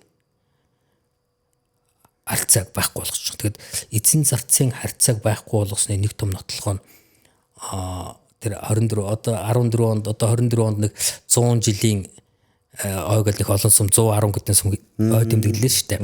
Тэрний утгач нь өөх тэр зүгээр нэг одоо ой тэмдэглэж ой биш юм байна. Уг нь бол хамжлагт ёсноос салж одоо ардууд жигэн утгаараа хэрэгчлөө олсон тэр баяр юм байгаа. Уг нь бол. Тэгээд тэр ягаад 24 он гэсэн бэ гэхээр 23 оны ардын засгийн газрын шийдвэрээр хамжлагт ёсыг халахаар болоод тэр үеийн хамжлагч нэг би жишээлбэл Ошуу ноён бол гэхэд одоо Ошуу ноён одоо Чинван ч гэдэг юм уу ямар үнэс үжигт бэс номжимд Ошуу гэх маягаар юм штэ. Одоо ачтгүйний Ошуу гэдэг штэ. Ахаа бэсэн Ошуу. Одоо дайчин бэсэн Ошуу бид нар явдаг тэр чинь хамжлагын одоо эзнийх нь нэрээр тэр чинь өөрөө хамжлагын бэлэг тэмдэг болоод штэ. Тэрийг халаад тэр хуучин нэршлүүдийг хаалсан зүгээр одоо юм нэг өөрчлөх гэсэн асуудал биш. Бүхэл бүтэн нийгмийн шин чанарыг өөрчилж байгаа хэрэг. тэгэнгүүтээ тухайн бүс нутгийн уул хайрхтын нэрээр нэрлсэн байна. Жишээлбэл одоо Сатан аймаг гэдэг байсныг Хантайшир уулын аймаг болгоод. Аврага дэчин биш өшөө гэдгийг одоо бүс уулын аймаг болгоод ч юм уу те.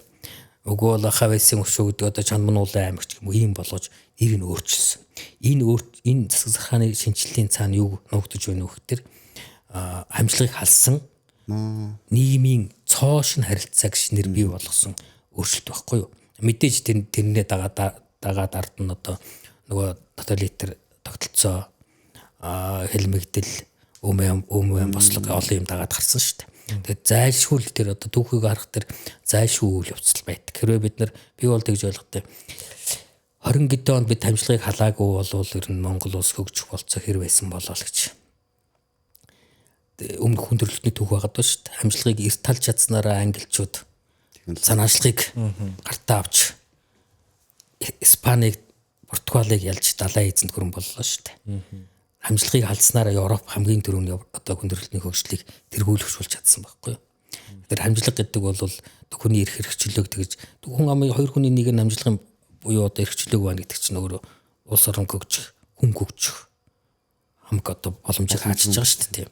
Тэгэл тэрнээс хойш алдаж онож явсаар бол бид одоо л нэг жигэн утгаараа одоо эрхчлөөтэй болж зүгээр өнөөгийнхийг одоо бас бүрэн эрхчлөөтэй хэд хэцүү.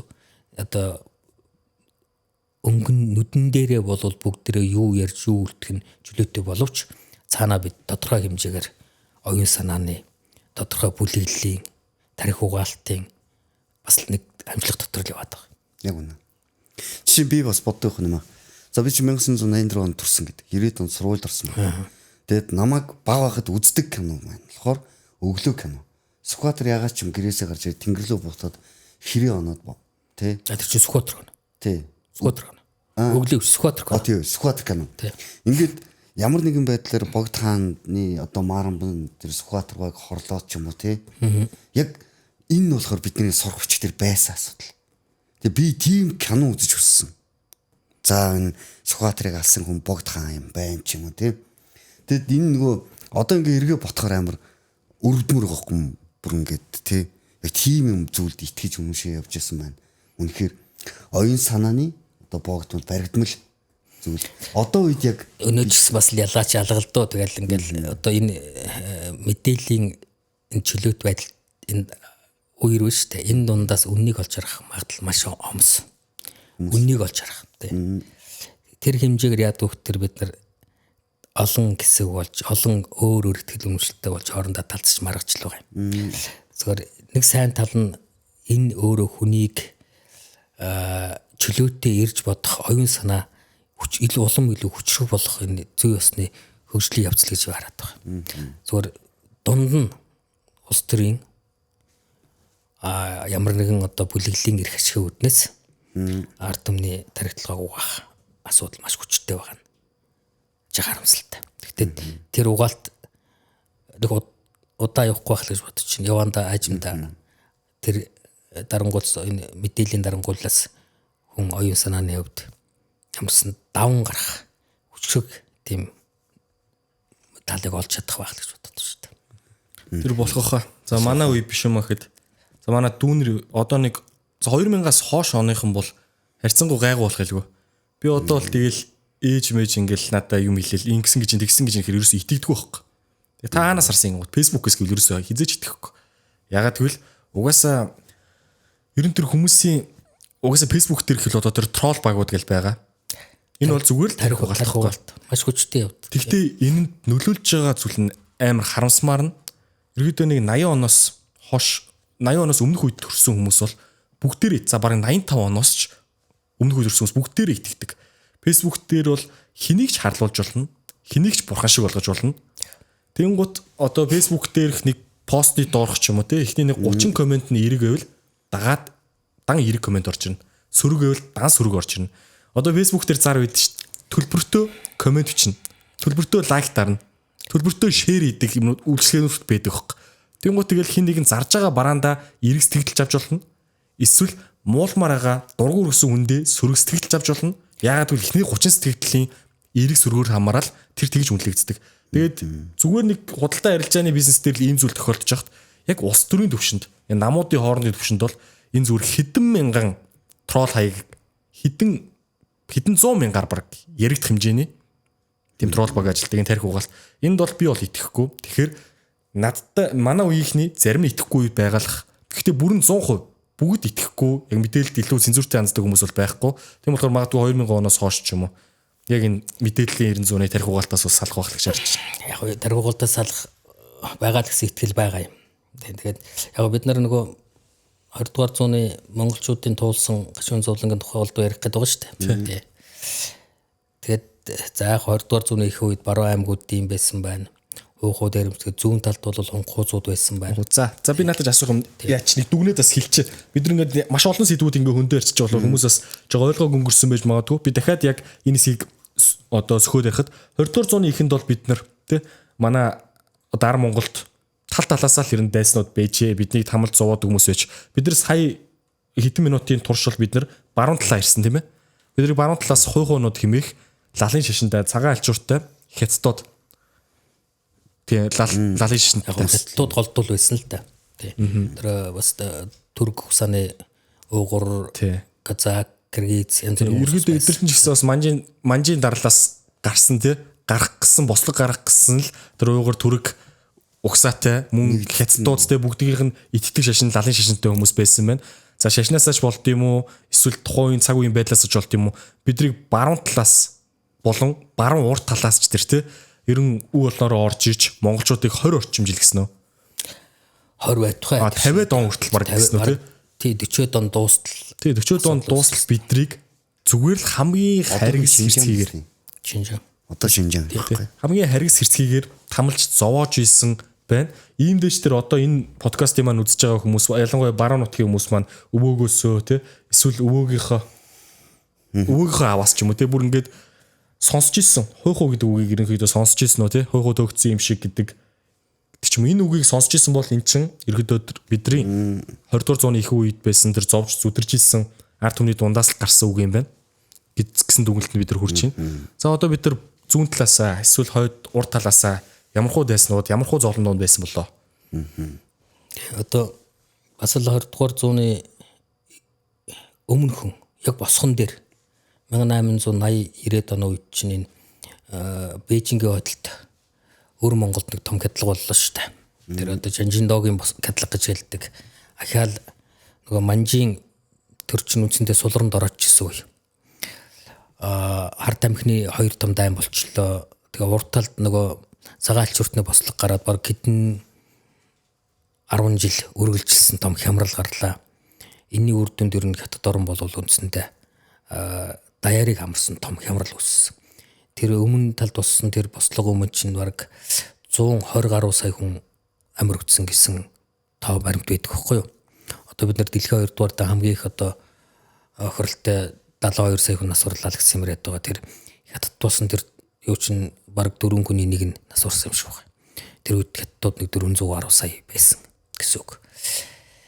Тэгээд энэ хятадд бий болсон энэ хямрал нь өсгөлэн дагуулсан, өсгөлөнгийг дагсан олон одоо үйл явц өрнөсөн.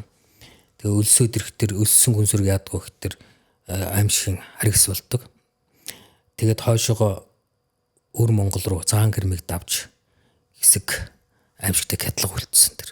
Тэр Жанжиндогийн катлаг гэж айхтар катлаг болсон. Өр Монголын нэг 2 3 өшөөг үндсэндээ бараг дуусгасан байна. Нийтдээ 150 орчим мянган өр монголчууд тэнд өртсөн гэж байна. Бид нарын сайн мэддэг одоо хөх судраар маныг бичсэн инженаш тэр босорчдоос дөрвөж цухтааж явж ягаад өөрийнхөө гэрийн зарцад алуулсан байдаг гэж хэлбэл. Тэгээд тэр 153 мянга гэдэг чинь тэр үеийн монголчууд өгдөг том тоо байхгүй юу? Тэгээд зөвхөн 19 оны манай тоолгорч бид нар чинь яг цэвэр монгол хүмүүс нь 400 мянган хүн байсан шүү дээ. Тэгэхээр 150 тэр урдлын өр Монголд ч хүм хэд байсан юм одоо бас ойролцоолт одоо манайхаас ялангуй жах их л байсан баг. Тэгээд 150 гэдүүлнэ гэдэг чинь аимшигтай таахгүй юу?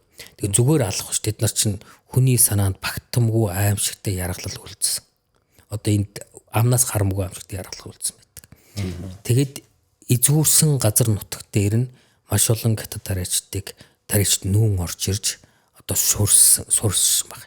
Яг Ар Монгол руу тухайн үед тодорхой хэмжээгээр хязгаарлаж байсан боловч манжийн төр сулрах гэрээр Монгол руу нүүдлэх хятад таригчдын нүүдэл эрчтэй болсон. Тэгээд 1900-аад оны их үед бүр алдчихсан байхгүй юу.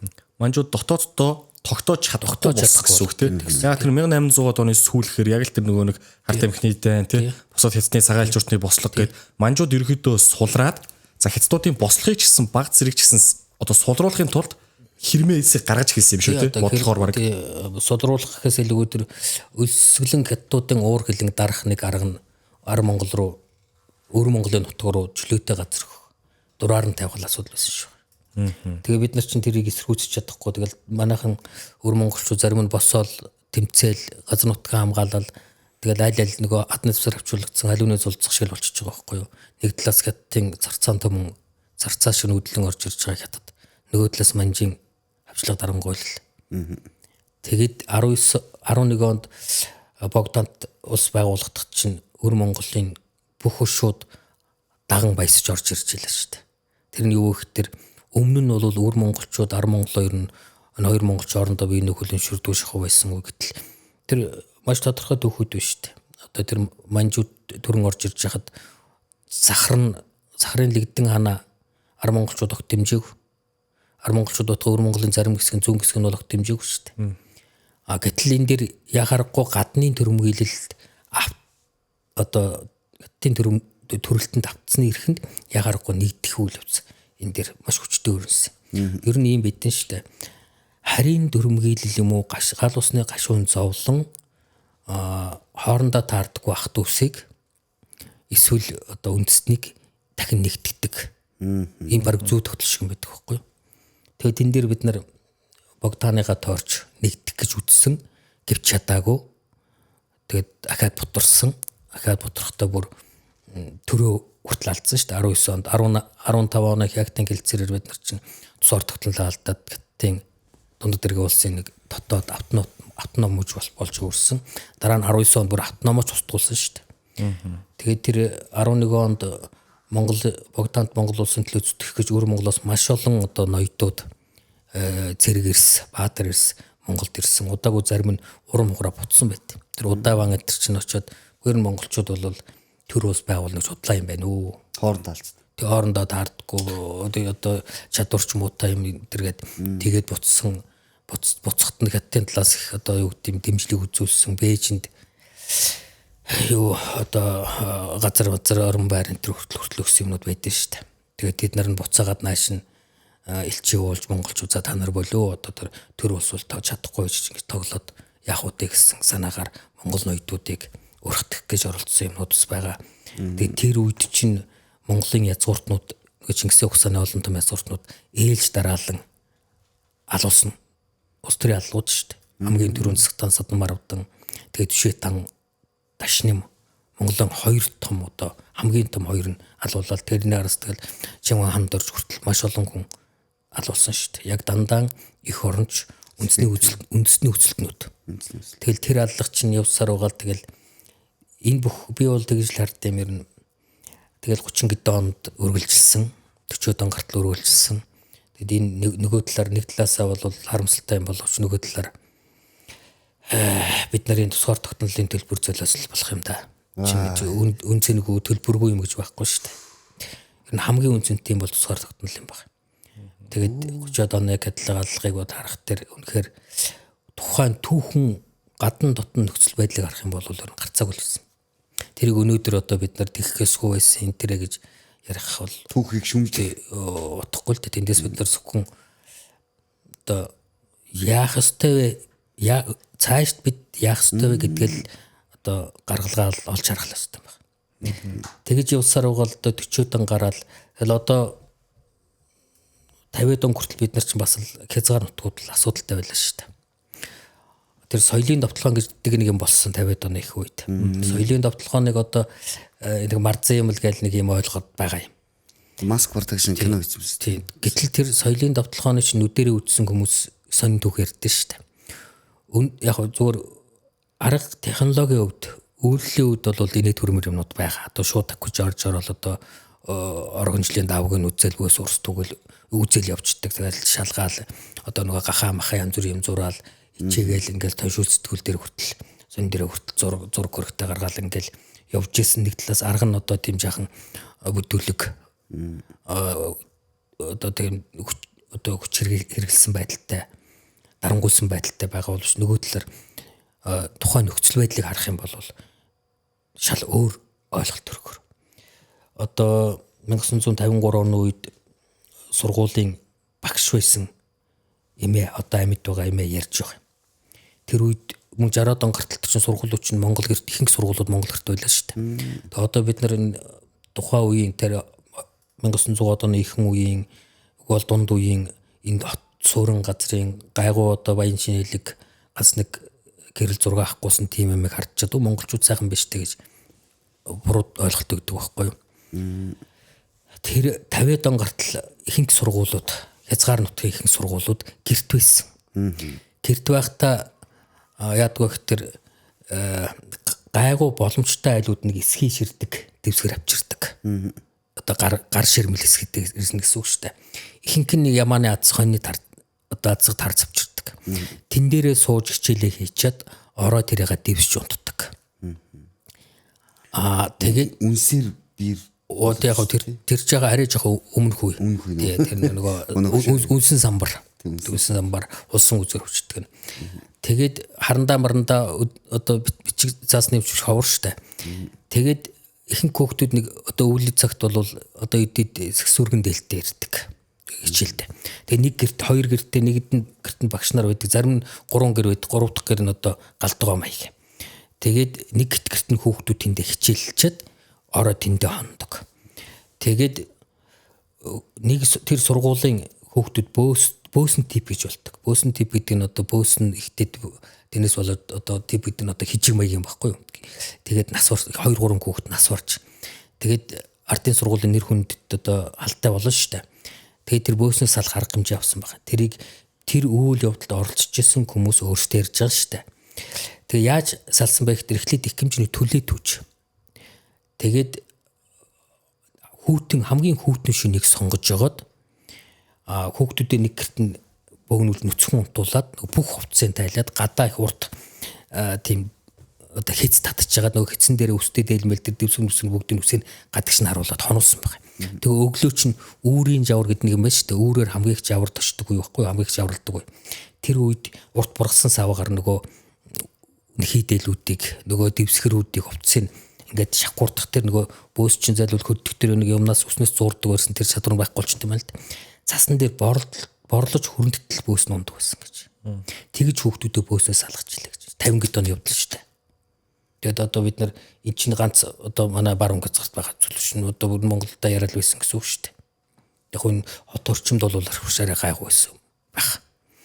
Би 77 онд сургуульд орсон хөхт. Би энэ хотод сургуульд орсон. Хотын Дэнжи 1039 дугаар сургуульд 1-р ангид ороод 1-р анги төгсдөг жилээ 78 оны хавар 5 сард хөдөө суманд манайх нүүж өчлөө.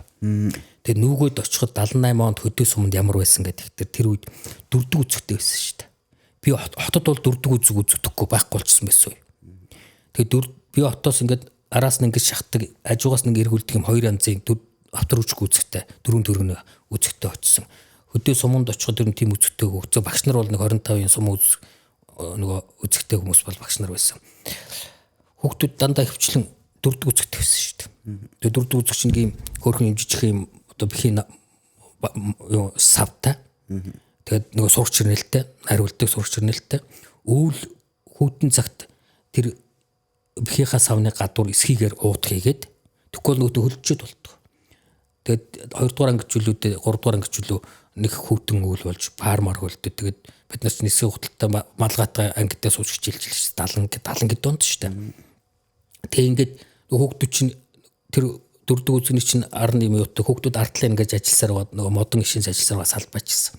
Тэгээ дөрдөг үзэг чинь гэхдээ юу байг туссан шүү дээ хүүхдүүд 1 2 дугаар хүүхдүүд чинь зайлвал цэвэрхэн бичиж чадахгүй шүү. Тэгээд гарын энэ минчтэй тэр аяараа ангисан ягаал юм болчихсон л явдаг байл. Жирэл болчихсон. Тэгээд багш хичээл зааж за одоо хүүхдүүд гараа ингээд үрээд яхан бүлэцүүлчих гэдэг. гараа уж бүлээс үлчээд нөгөө хин авган луга жаахан өөхгээд хаагаад халуун гуур оруулдаг. Тэгэхгүй бол нөгөө юм бас хөлдөж гээд болдгоо. Тийм л байлаа ш. Мөр 70 гэд онд шүү дээ. Тэгэл 80 он гараад тэгэд зарим хүүхдүүд дайланбар хийсэн цүнхтэй ирчихсэн. Тэгэд 80 он гараад тэр юу ч орс ураг гал болсон шүү дээ. Тэгээ одоо хөгсчүүл ярьдаг байлаа. Тэр хөдөө орон нутгуудад 60 он гарч 50 оны сүүлээр нэг нурууд нийсэн байж.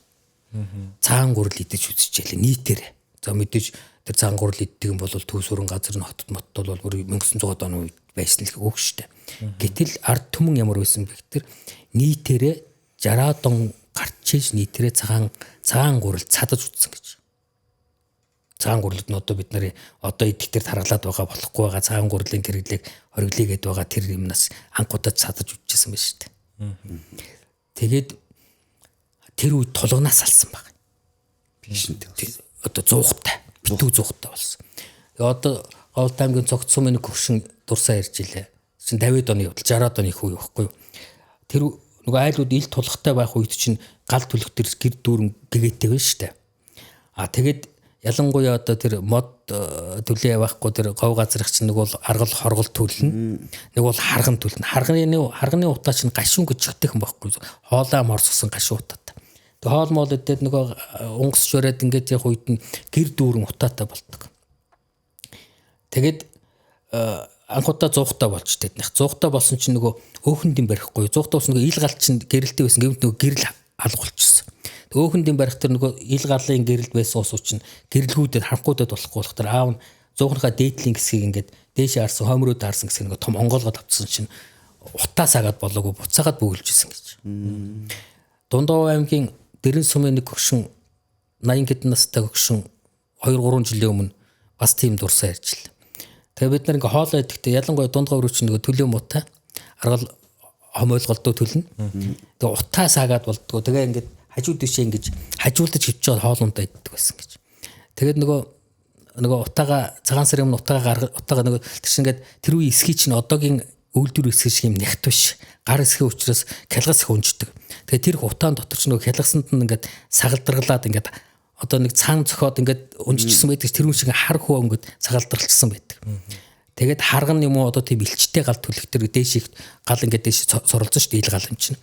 Яг тийм гал түлэнгүүт адууны сүүл ч юм уу одоо дэрсэн шүүрээр нөгөө тоон энэ өннийхээ ингээд юуг ингээд унгаах дээр нөгөө агаарын урсгал чинь дээд тооноор нь гэж гарна шүү дээ. Нөгөө унсан хөөд ортгийг ингээд тооноор нь гаргаж асах юм байна. Нөгөө агаарын урсгалаар. Гаднаас нь харах тэр тооноор бид өрхөө авч байгаа л тэгдэм л дээ. Тооноор нь ингээд урын зөвхөн янда чи хаяа нэг хар юмар бүрэгдэг ш. Тэр шиг хар юмар бүрэгдэг байсан гэж. Тэгэж нөгөө гэрийнхаа утаанаас цагаан сарын өмнө утаанаас салж исэн гэж. Тэгээд нүүдэл суудал хийхтэр чинь тийм утаан дотор байсан нөгөө дээвэр бүрээс чинь тэр аяар л утаа байгаа ш. Бөөрг хар юм болтгоо байсан гэж. За эмэгтэйчүүд бол тэр утаа зуусан эсхий гэдэг юм нас ин жаахан тасалж яваад нөгөө одоогор бол даамскийн хооронд хэрэгэлдэг байсан баг. 50-д оны үе түүх ярьж штэ. Саяхны түүх байхгүй юу? Тэгээ одоо бол энийг ярих тэр бид нар өмшиг аргагүй. Одоо бол тийм тэгээд тэр соёлын өвчлөл шинэ гол юм уу нэг их тэр хүмүүсийг дотор хувцастай болгосон. Одоо шил бандажтай болгосон гэсэн үг байхгүй юу? Левчтэй болгосон гэсэн үг. Оронжлын цагаан давтаа болгосон. Хаалга үүдтэй болгосон. Ихэнх айлууд эсхий үүдтэй байсан. Одоо аймгийн төв дээр байгаа манай нэг нагас хөгшин ярьж 80 гарсан хөгш. Би хүүхэд байхдаа гэрээс үүл болох тэр гэрээс гарч орох гэж юм зовдөг байсан шүү. Ягаад гэвэл их тэр баруун талынхаа туургыг ингээд хаалгаа давуулаад хичдэг. Одоо ерөнхийдөө ингээд одоогийн шиг ингэж дэлгэдэг юм далвчтай хаалга байхгүй зүгээр эсхий унжсан байдаг шүү дээ. Тэр эсхий унжих тэр салхин байлах гарах тэр хүмүүс эсхий чинь хөдлөөд зайгараад агаар орж ирэхгүй хүүт жавар орж ирэхгүй болох тэр баруун талынхаа туургыг үүдээ давуулаад барьж тэр орж ирэх нь гайгуулчих жоохгүй. Тэгэнгүүтээ нөгөө бага насны балчир хүүхдүүд чинь нөгөө барьжсан туургыг чинь сөхөж орж гарах гэж зовдөг байсан гэж хүчрэгддэг. Тэгээд 100-тай болсон байгаа. Тэгээд одоо төмөр ортой болсон байгаа. Манай нэг авгаах 46 оны хүн байлаа. Тэгээд 10-аад настай байхдаа аймаг дээр ангуудаа айлын мал тууж аймаг дээр орж ирээд айлд очсон чинь айлд ингээд орсон чинь гიშгсэн чинь юм сажиган дуурай толгой ирээд байсан гэж. гэр аймгийн төв айл гэрээрээ дүүртэл одоо нэг хултаас дэвсчихгүй юу. Тэгээ тэр үе бол Орос улдаас чинь зузаан шажигч дуурдаг байж толгой эргээд гიშгэж болохгүй газар хөдлөд байгаа юм шиг гიშгэж болохгүй байсан гэж. Баруун зүүн талд нь ийм өндөр цагаан гялгар юм байсан. Харах тэр нүд байгаад байсан гэж. Тэр нөгөө цагаан толгойтой ор байхгүй юу? 200 ор гэдэг. Тэгээ тэр чинь 10-аад настай гэдэг чинь 50 гэд оны явдал шүү дээ. 56 оны явдал байхгүй юу? Сайхны. Тий. Тэр энэ төвч нь одоо бид нар чинь ямар юм бидний өгдөөд аав ээжүүд ямар юм туулаад өдий хүрсэн бэ гэдгийг л бодгол шүү дээ. Саяхны явдал шүү дээ. Тэгэл нэг 60 он гараад тэр соёлын өвсгөлийн үр дүнд нэг дотор цагаан бүрээстэй гэрн одоо хаалгатай зуухтай болоод тэгээд айлууд чинь соёлжоод тэр үе миний багад хөнжил болгон хөнжлөө дэрээ ингээд гоё урдаа хатгамбал хийчихсэн гоё юм тий янзаг манцагтай цэцэмсгтэй тийм юм хийгээд ингээд тавьдаг. Авдрынхаа урдуур юм гоё торон гүшиг гэрийнхаа орныхоо урдуур торон гүшиг урдуураа хөшигтэй тэгээд чамдаан болгон юм хөшигтэй тийм боллоо шүү дээ. Тэгээ аяга арчиж сурсан аягны альчууртай болсон хүн болгон шүдний сооцтой амаагууд бас нүүр гарын альчууртай болсон. Тэр 50-аад оны явдал чинь тэр соёлын татлагын чинь үр дүн чинь бид нар соёлсон байхгүй. Мэдээж доо нуглаа цохол гарсан юм бол байгаа байхгүй. Одоо зүгээр яг хоо би одоо яг энэ сэдвийнхээ хүрээнд биш бас нэг асуумар шүү сониуч цаан хөдөлж ин л дөө. Бид нар одоо хүннүгүү үеийн янз янзын буш олдуруудаас олддоо шүү дээ. Бид нар бүр хивс хийцэн байдаг сте. Одоо Оросын музей татгалж байгаа шүү дээ тийм ээ.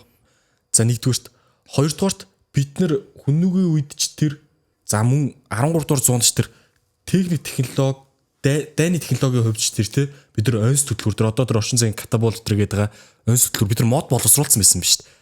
Дээр нь сэлэм одоо сумны одоо ном сумны сум гэх мэт бид нар төмөр ганг боловсруулсан биз дээ. Ийм байж яагаад бүр аль одоо хүннүгийн үед байсан те одоо манай эртний өмнөх 2 дугаар 100 3 дугаар 100 гэж яригдах үеэс 13 дугаар 100-д байсан үеэс ийм байсан байж яагаад бид нар 19 дугаар 100 20 дугаар 100-д буцаад хоцорчв. Ягаад одоо та сая хэлжсэнчлэн бид нар модон хаалгач байгаагүй гэдэг шүү дээ. Байгаагүй тийм үеж байгаа соёлын хувьсгал болсон гэж байгаа. Ягаад дахиад угарсан юм болоо нэгдүгээр.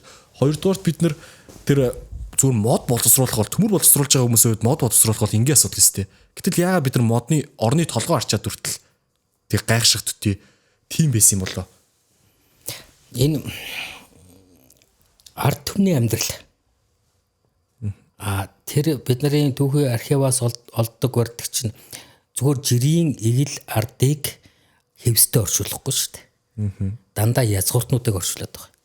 Хаад язгууртнуудын булшнаас тийм гарч байгаа. Тэр янз бүрийн эрдний чулуунууд, тансаг хувцснууд, хэвснүүд, алт мөнгөн чимэглэлүүд хаад язгууртнуудыг л тэгж орчуулж байгаа байхгүй юу? Арцуул болоодог бол тэгээд нэг газар авчил дарддаг юм ил аян шүү дээ.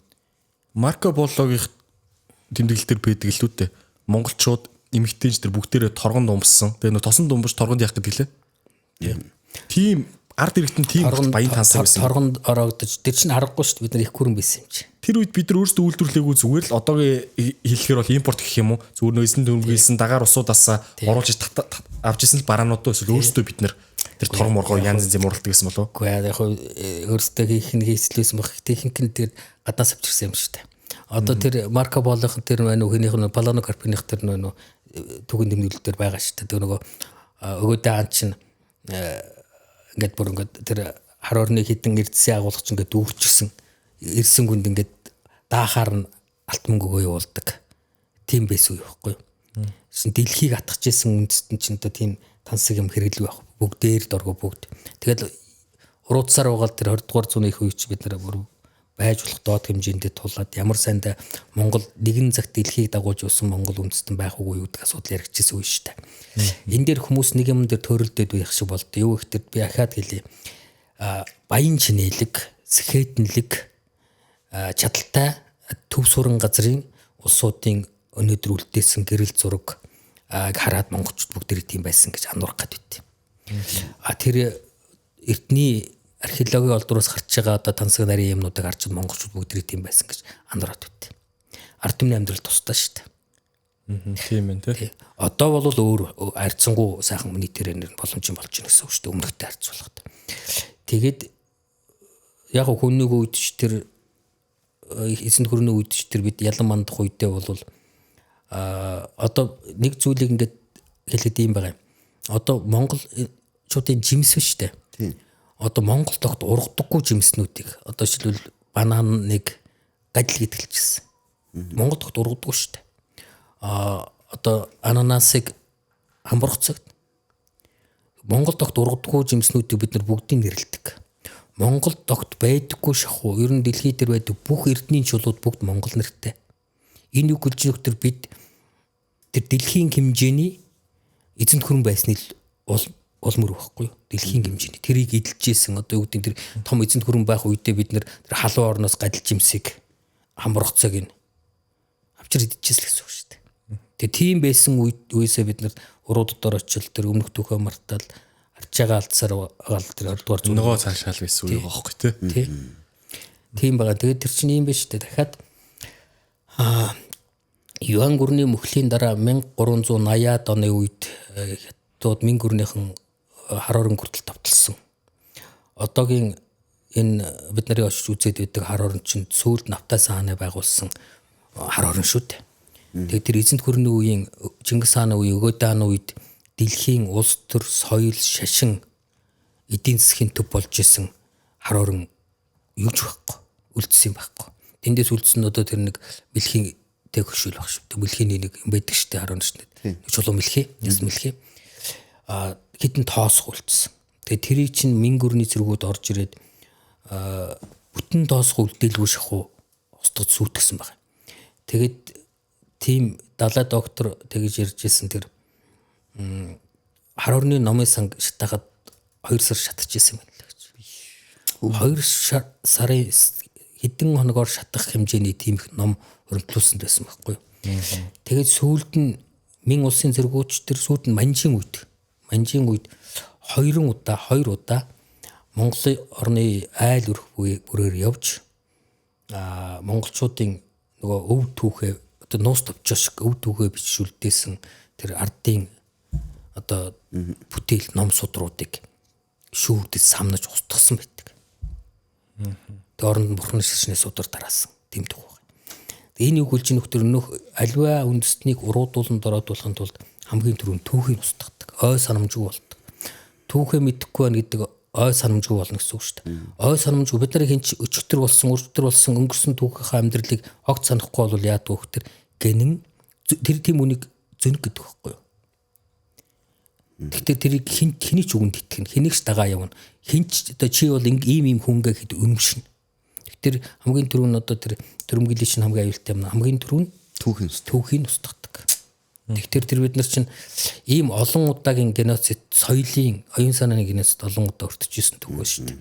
Тэгээд тэр түүхч одоо болтол өвчлөө гэсэн үг. Социализмын үед үзэл сурталын нөлөөгөөр айхтар одоо оюун санааны тодорхой хэсгээ бас гэргуулсан байгаа. Одоо цоо шин үзэл санаа суулгах гэж үзсэн. Одоо бол ер нь мэдхгүй тал талаас маш олон юм шүү дээ. Одоо энэ шүүгэн бол энэ христийн сүмтэй холбоотой нэг бахан юм л одоо сошиалар бахан шүүгч шүү дээ. Одоо Монгол улс чинь 600 гаруй христийн сүм байна. 60 хэдэн исламын сүм байна. Буддын 200 гаруй сүм хэд байна. Нэг талаараа одоо арчилтаа их сайхан боловч энэ их удаа ингэж дамжих юм бол бие биенийг хүлээмжшүүлж чадахгүй тийм шашны том культур бий болох магадaltaй байхгүй. Шашны тань. Тэгэл үзэл оюун одоо үзэл бодлын ертөнцийг үзэх үзлийн төрийн тогтолцооны өөр одоо ихтгэл өмчтэй хүмүүс гараад ирсэн бие биенийг хүлээмжшүүлэхгүй байгаа. Энэ бас нөгөө талаар ахаал сөрөг тал байна. Тэгэхээр одоо юу шүү дээ ингээд түүх бол дандаа сайхан байх боломжгүй. Байнгын зөрчил, байнгын тэмцэл дунд тэр дундаас яаж ухаан босч чадсан л хөгждөг чадахгүй гол тэгэл мөхдөг түүх шүү дээ. Одоо залуусын үед бол юм ах ингэж бодоод байгаа. Монгол 2.0 гэдэг манай одоо бидний хийж байгаа ажлын хамгийн бас чухал зүйл гэдэг нь энэ олоо 21 аймаг 330 сум тий. За энэ юм жалга даваал мó ховдынхан цаад залга даваал мó гов алтаа баян үлгийнхэн гээл тий. Үгүй юм шүү. Бид нар чинь зөвхөн нэг төрлийн долтой нэг төрлийн одоо тий дуулалтай нэг төрлийн далбаатай бид нэр Монгол улсын иргэд яагаад бид нар ингээд нэг зүгээр юм бөөгнөрж байж болдго юм бэ? Яагаад заавал Ус аймгийн Давс цумын Харьяат гэж ирж байгаа тий. Хитэн одоо ингээд энэ нөгөө нэг одоо л нэг ховдын мөстийнх юм уу говалтаа юуныхан байт юм. Хоорондоо тэмцэлч юм уу? Нэг ийм юмнаас бидний одоо залуу үе бол үнэхээр төвөг санагдаад байгаа. Ер нь Тэгэд бүр хамгийн бидний чухал зүйл юу вэ гэдгсэн чинь за бид нар одоо яг бодсон байдал одоо түүхэн ингээд мэддгүү улмаас бид нар ийм байдалд ордог юм байна.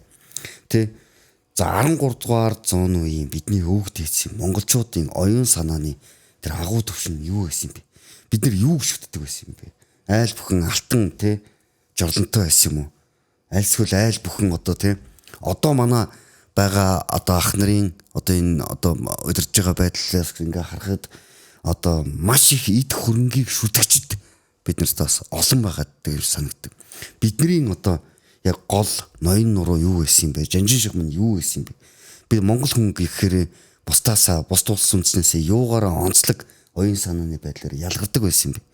Яаж яа бид нар дэлхийн талыг эзэлсэн юм бэ? Бид нар яагаад тэр гайхамшигтай өгдийнхээ одоо тий бага байдлыг олж чадахгүй ингээд харлан яваад байгаагаа бид нар ойлгож шít. Хайж байгаа л хүмүүс аахгүй. Одоо үзэж байгаа залуучууд ч гэсэн хайж байгаа. Өвгдээцгээ тэр гоё оюун санааны байдлыг яаж одоо үеийн амьдралтай холбох вэ гэсэн бодолтой бас мянган залуучууд тий. Та энэ хүмүүст хандж байна. юу юм? Ямар үед бид нар ялан мандаад байсан бэ гэхээр зүгээр хүнийг үеийг харъя. Европт төрөн орсон агуу хүчрэг хэдэн зууны турш одоо хүчрэг орсон Ром эзэнт гүрнийг дарангуйлж чадсан одоо нөгөө Атилагийн хүнүүчүүд ба шүү дээ. Яагаад хүчрэг байсан бэ гэж. Энэ дээр ерөөсөө нэг сонин зүгээр нэг л жишээ хэлж байна. Ромын түүхч Прискус нь байх лөө Марцеллонус нь лөө нэгнийх нь тэмдэглэл дээр байт. Хүнүгэ хааны ордонд очиж.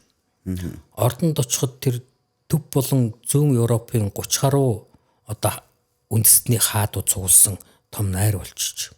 Тэгээд тэд нар нь бүгд одоо алт мөнгөн одоо идэл хэрэглэлтэй янзын одоо алт мөнгөн гүц тавганд хоолунд идсэн янзын юмнууд сууж иж гэтэл тэр бүгдийн манлайд сууж байгаа нөгөө тэд нар чинь бүгд нөгөө Атила хаанд хааныг одоо дагсан нөхдүүд шүү дээ. Атила хаан гэтэл хүүтэйгээ хамт голд сууж исэн ердийн ёрог даван утастай модон тагшинд хоол идэж сууж исэн. Тэр нь тансаглалын туул болсон Ромын эзэнт гүрний элчид Ерүсийн содон харагдсан байна. Хүчрэг үед байх нэг үндэс энэ байхгүй юу? Ингийн. Чингис хаан түрүүн ярианыхаа гэнт хэлсэн. Чингис хаан өөрийнх нь одоо тэр эрдийн одоо эсхийг гэртээ суугаад ард түмнийхээ адил эрдийн одоо модон тагшинтай хоолундаа идэж явсан юм байхгүй юу? Эрсэндэл бол тий. Тэгээд тэр чинь энэ юу хэлж ийн хөхтөр ер нь тансаглал гэдэг бол хүндрэлтний түүхэн тансаглал бүх эзэнт гүрнүүд юунд живсэн бэ гэхээр тансаглалж живсэн. Мөхлөн. Ромын эзэнт гүрний түүхийг судалсан тэр Английн төвч Гибон гэдэг нөхөр 7 бүтчлүү ном бичсэн. Тэн дээр Ромын эзэнт гүрний тэр хүчрэг Ромын эзэнт гүрэн мөхсөн үндсэн шалтгаан тансаглал. Бидний Ерүсийн хүчрөөс Иван гүрний мөхсөн шалтгаан тансаглал. Тансаглал гэдэг чинь юу гэхээр энэ оюун ухаанд зүрхсэтгэлт хүн оюун ухаан зүрхсэтгэлийнхаа мөн чанарыг биш махан биеийн жаргал цэнгэл таашаалд хит умбах дээрээ сүрэлт төрөгдөл гэсэн үг байхгүй юу? Хит материалист хит бүдүүлэг материализм руу гулсах дээр сүрэлт очдөг гэсэн. Энэ ганц монголчууд юм биш. Үе үеийн хүндрэлтний түүх маш том сургамж юм байна. Тэгээ бид нар өнөөдөр хэрвээ эд материал одоо энэ тансаг байдлыг л эрхэмлээл тэрийг л амьдын жаргал гэж яваад авах юм бол нэг удахгүй сүрэх шүү дээ. Тэгээд Чингис хааны ялан мандаж яснаас гол үндсэн гэдэн зарчим байгаа. Одоо Чингис хааны тэр шударгасны зарчим бол Ерүсийн юу гэж хэлж ийн хөхтөр гайтай болвоос шадрыгаас шанталсгаа гэж байгаа шүү дээ. Гайтай болвоос шадрыгаас шанталсгаа. Гавьяатай болвоос дайснаа шагансгаа гэж. Одоо бол бид яаж ийн хөхтөр гайтай байсан ч манай намын хүн бол хамгаалдаг. Гайтай байсан ч манай сумын манай аймгийн хүн бол хамгаалдаг. Энэ шударгас биш шүү дээ. Манайх одоо яаж нөхтөр гавьяатай болвол дайсан байсан ч гавьяа руу шүлс нулимжийдэг. Тин чинь мөнхрөл байхгүй юу? Чингис хаан энэ зарчмыг туг болгож явж исэн учраас ялан дэлсэн юм байхгүй юу?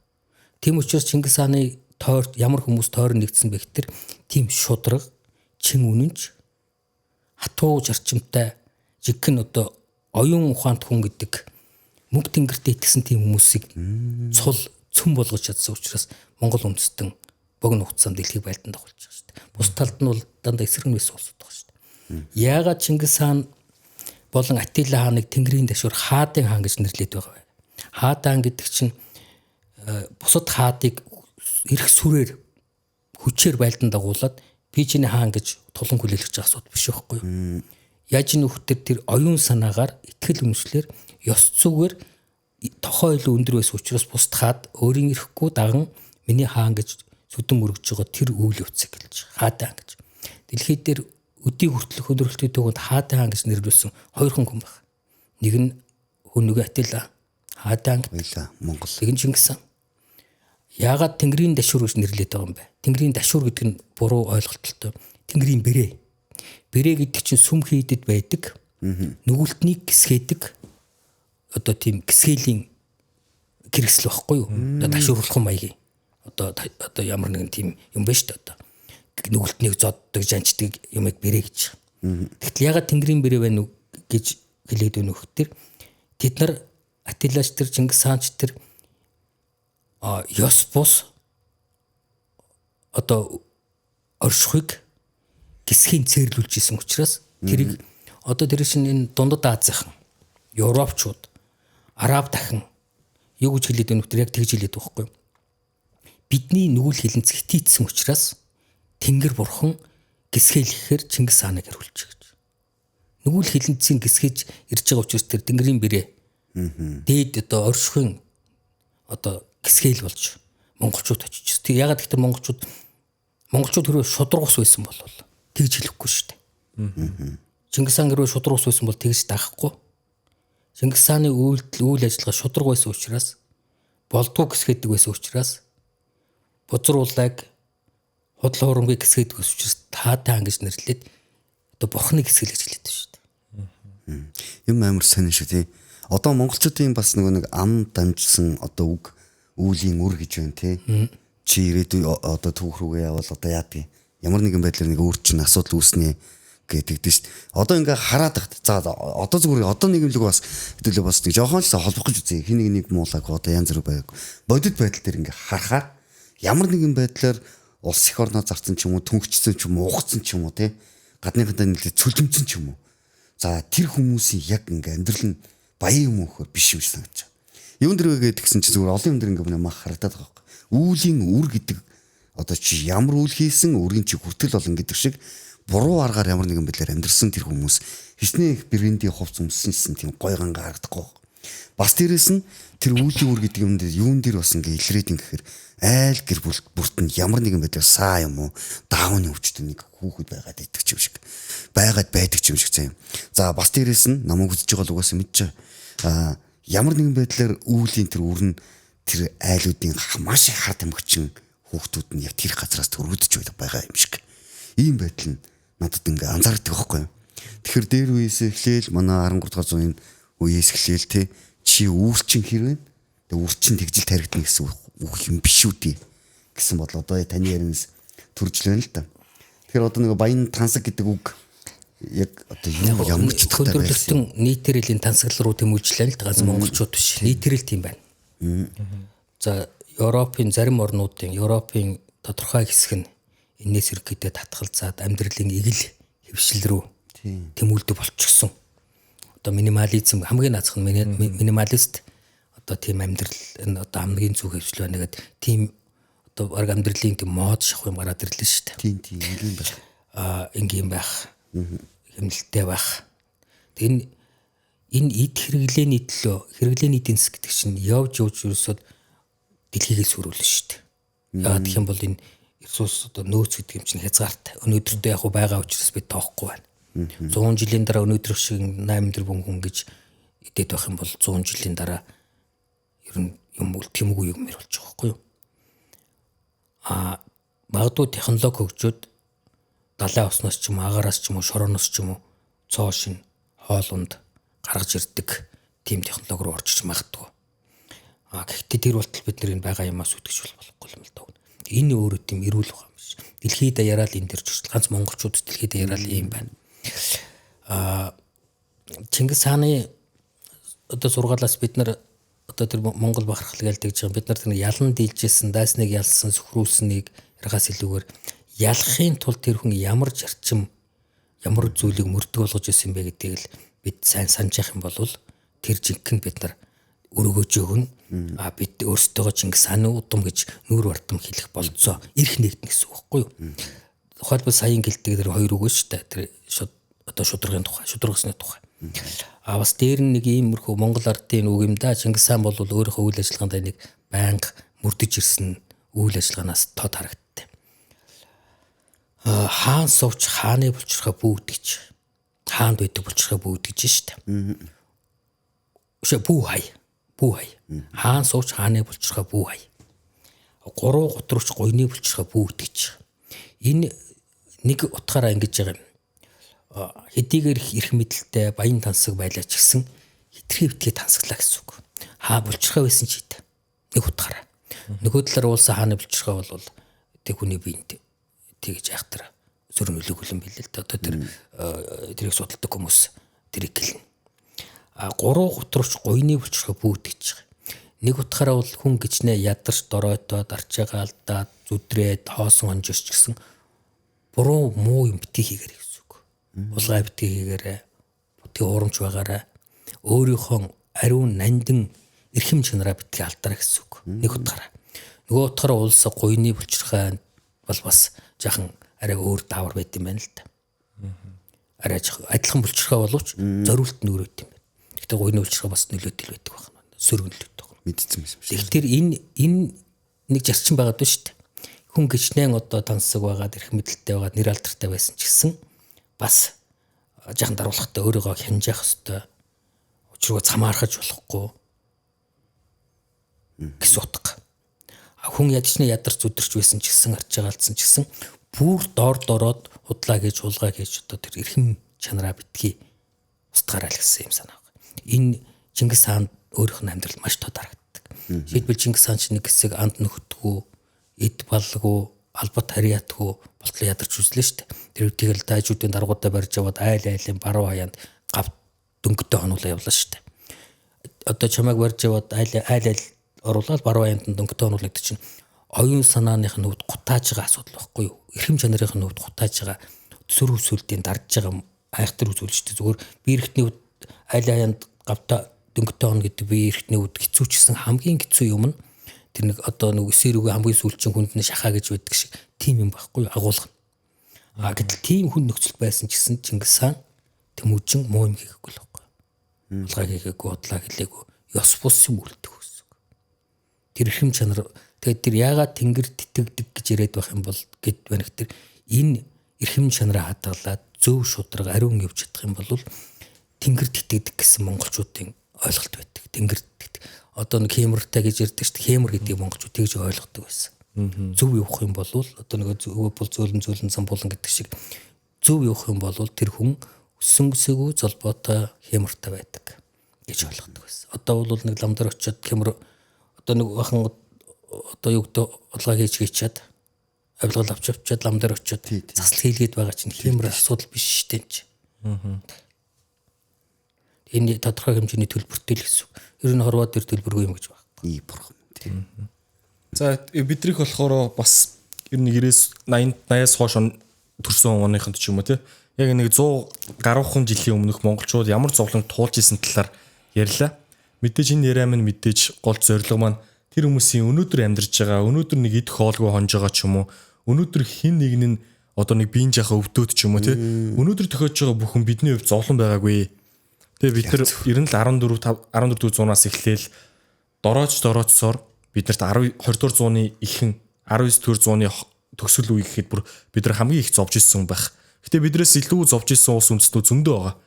Хүн хүнийхээ махыг эзэдлээ зовж исэн улс гүрнүүд ч их байгаа. Гэтэ бид нар бол мэдэх ёстой зүйл нь мэдээж бид нар Монголынхоо түүхийг мэдэх ёстой. Яг зөв. 800-ны өмнөх түүхээ бид нар мэддэг шиг эсвэл хүннүгийн үеийн Атилагийн үеийг ч юм уу эсвэл одоо яг энэ голомтонд байсан хүннүүчүүд болон баруун тишээ довтлсон Атилагийн хүннүүчүүдийг хүртэл мэддэг шигэ 100 жилийн өмнөх зовлонтой түүхээ бид нар санаасаа энэ түүхээ санахтаа бид нар нэгдэж чадаагүй юм маань бидрийг ийм зүйл даваацсан гэдгийг сайн санаасаа гэж хүсэж байна. За ер нь саруулах маш бага ирсэн баг. Би саруулахаас зүгээр нэг сонирхолтой асууя. Саруулахаас яхасан бол та 17 одоо ингээд за түүх болдгоор бол болсон гэж бид нар үзэж байгаа. Гэхдээ та магадгүй зан озрын үед Галдан хааны үед ч юм уу очдог бол энэ түүхээ эргүүлээ харуулмаар байна. Бид нар нэгдэж чадаагүйгээс болоод ийм зүйл болсон гэдэг манжийн дарлын үеийг ч юм уу 2 дугаар зууны их үеийг харуулах уу? Эсвэл түүхийн чигээрэл байсан яг тэр хоёрт хоёуланд нь очиод шидэт толинд харуулах гэсэн. Үр хөвгтүүд чи ингэж зовно. Манжийн дарлын үед манжуудад ингэж хэд болно тий?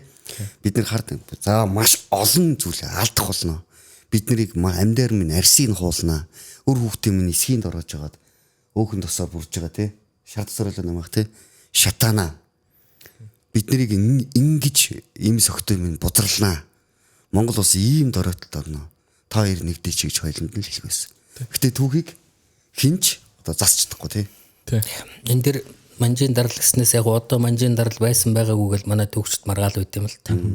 Би нэг 2 хон баримтал хийлээ. Одоо 9 ирүүгэл байна. Тий. Манжийн 9 ирүү гэж ярьдаг байхгүй юу? Ард авьяаш давсан гэдэг. Монголын 9 ирүү гэж ярьдаггүй тэр. Манжийн ирүүгийн хуулийн одоо нэг ялын хэлбэр байна шүү дээ. Тэр чинь түүний санаанд оромгүй одоо өмсний цэвсраар болсон үзэг шаах сахгуулал эрхийнээс нь дүүжлээд дорн тоосохтой 9 тоосоход суулгах ч юм уу те. Ингээд ер нь хүний санаанд давхын аргагүй барагтай эрдрийг давхын аргагүй тамлгаа явуулж байгаа. 9 удаа гэх. Тэгээ энэ монголчуудын хууль цаазанд огт байгаагүй яргал байхгүй юу? Одоо тэр Чингис хааны их засаг хууль дээрч тэр сүүлд нь гардаг тэр алх ордын 44-ний их цаас дээрж тэр ийм юм байгаагүй. Манж нар ингэж орж ирсэн. Тэгэхээр бид нар дотооддоо өөрсдөө хууль эрхийн хувьд засаглах боломжгүй байсан гэсэн үг. Бид гадагшаага бие дааж гадаад улс оронтой харьцах боломжгүй байсан. За нэг баримт нь нөгөө нэг баримтны үех тэр зүүн гар бол монголчуудын нэг хэсэг зүүн гарын хаант болсон. Тухайн үед бол ерөөсийн хүчрэг байсан. Ялангуяа Галдангийн үед бол Галдангийн дараах Цэвэ Аравдан Галдан Цэрэн хаан нарын үед бол ерөөсийн хүчрэг байсан.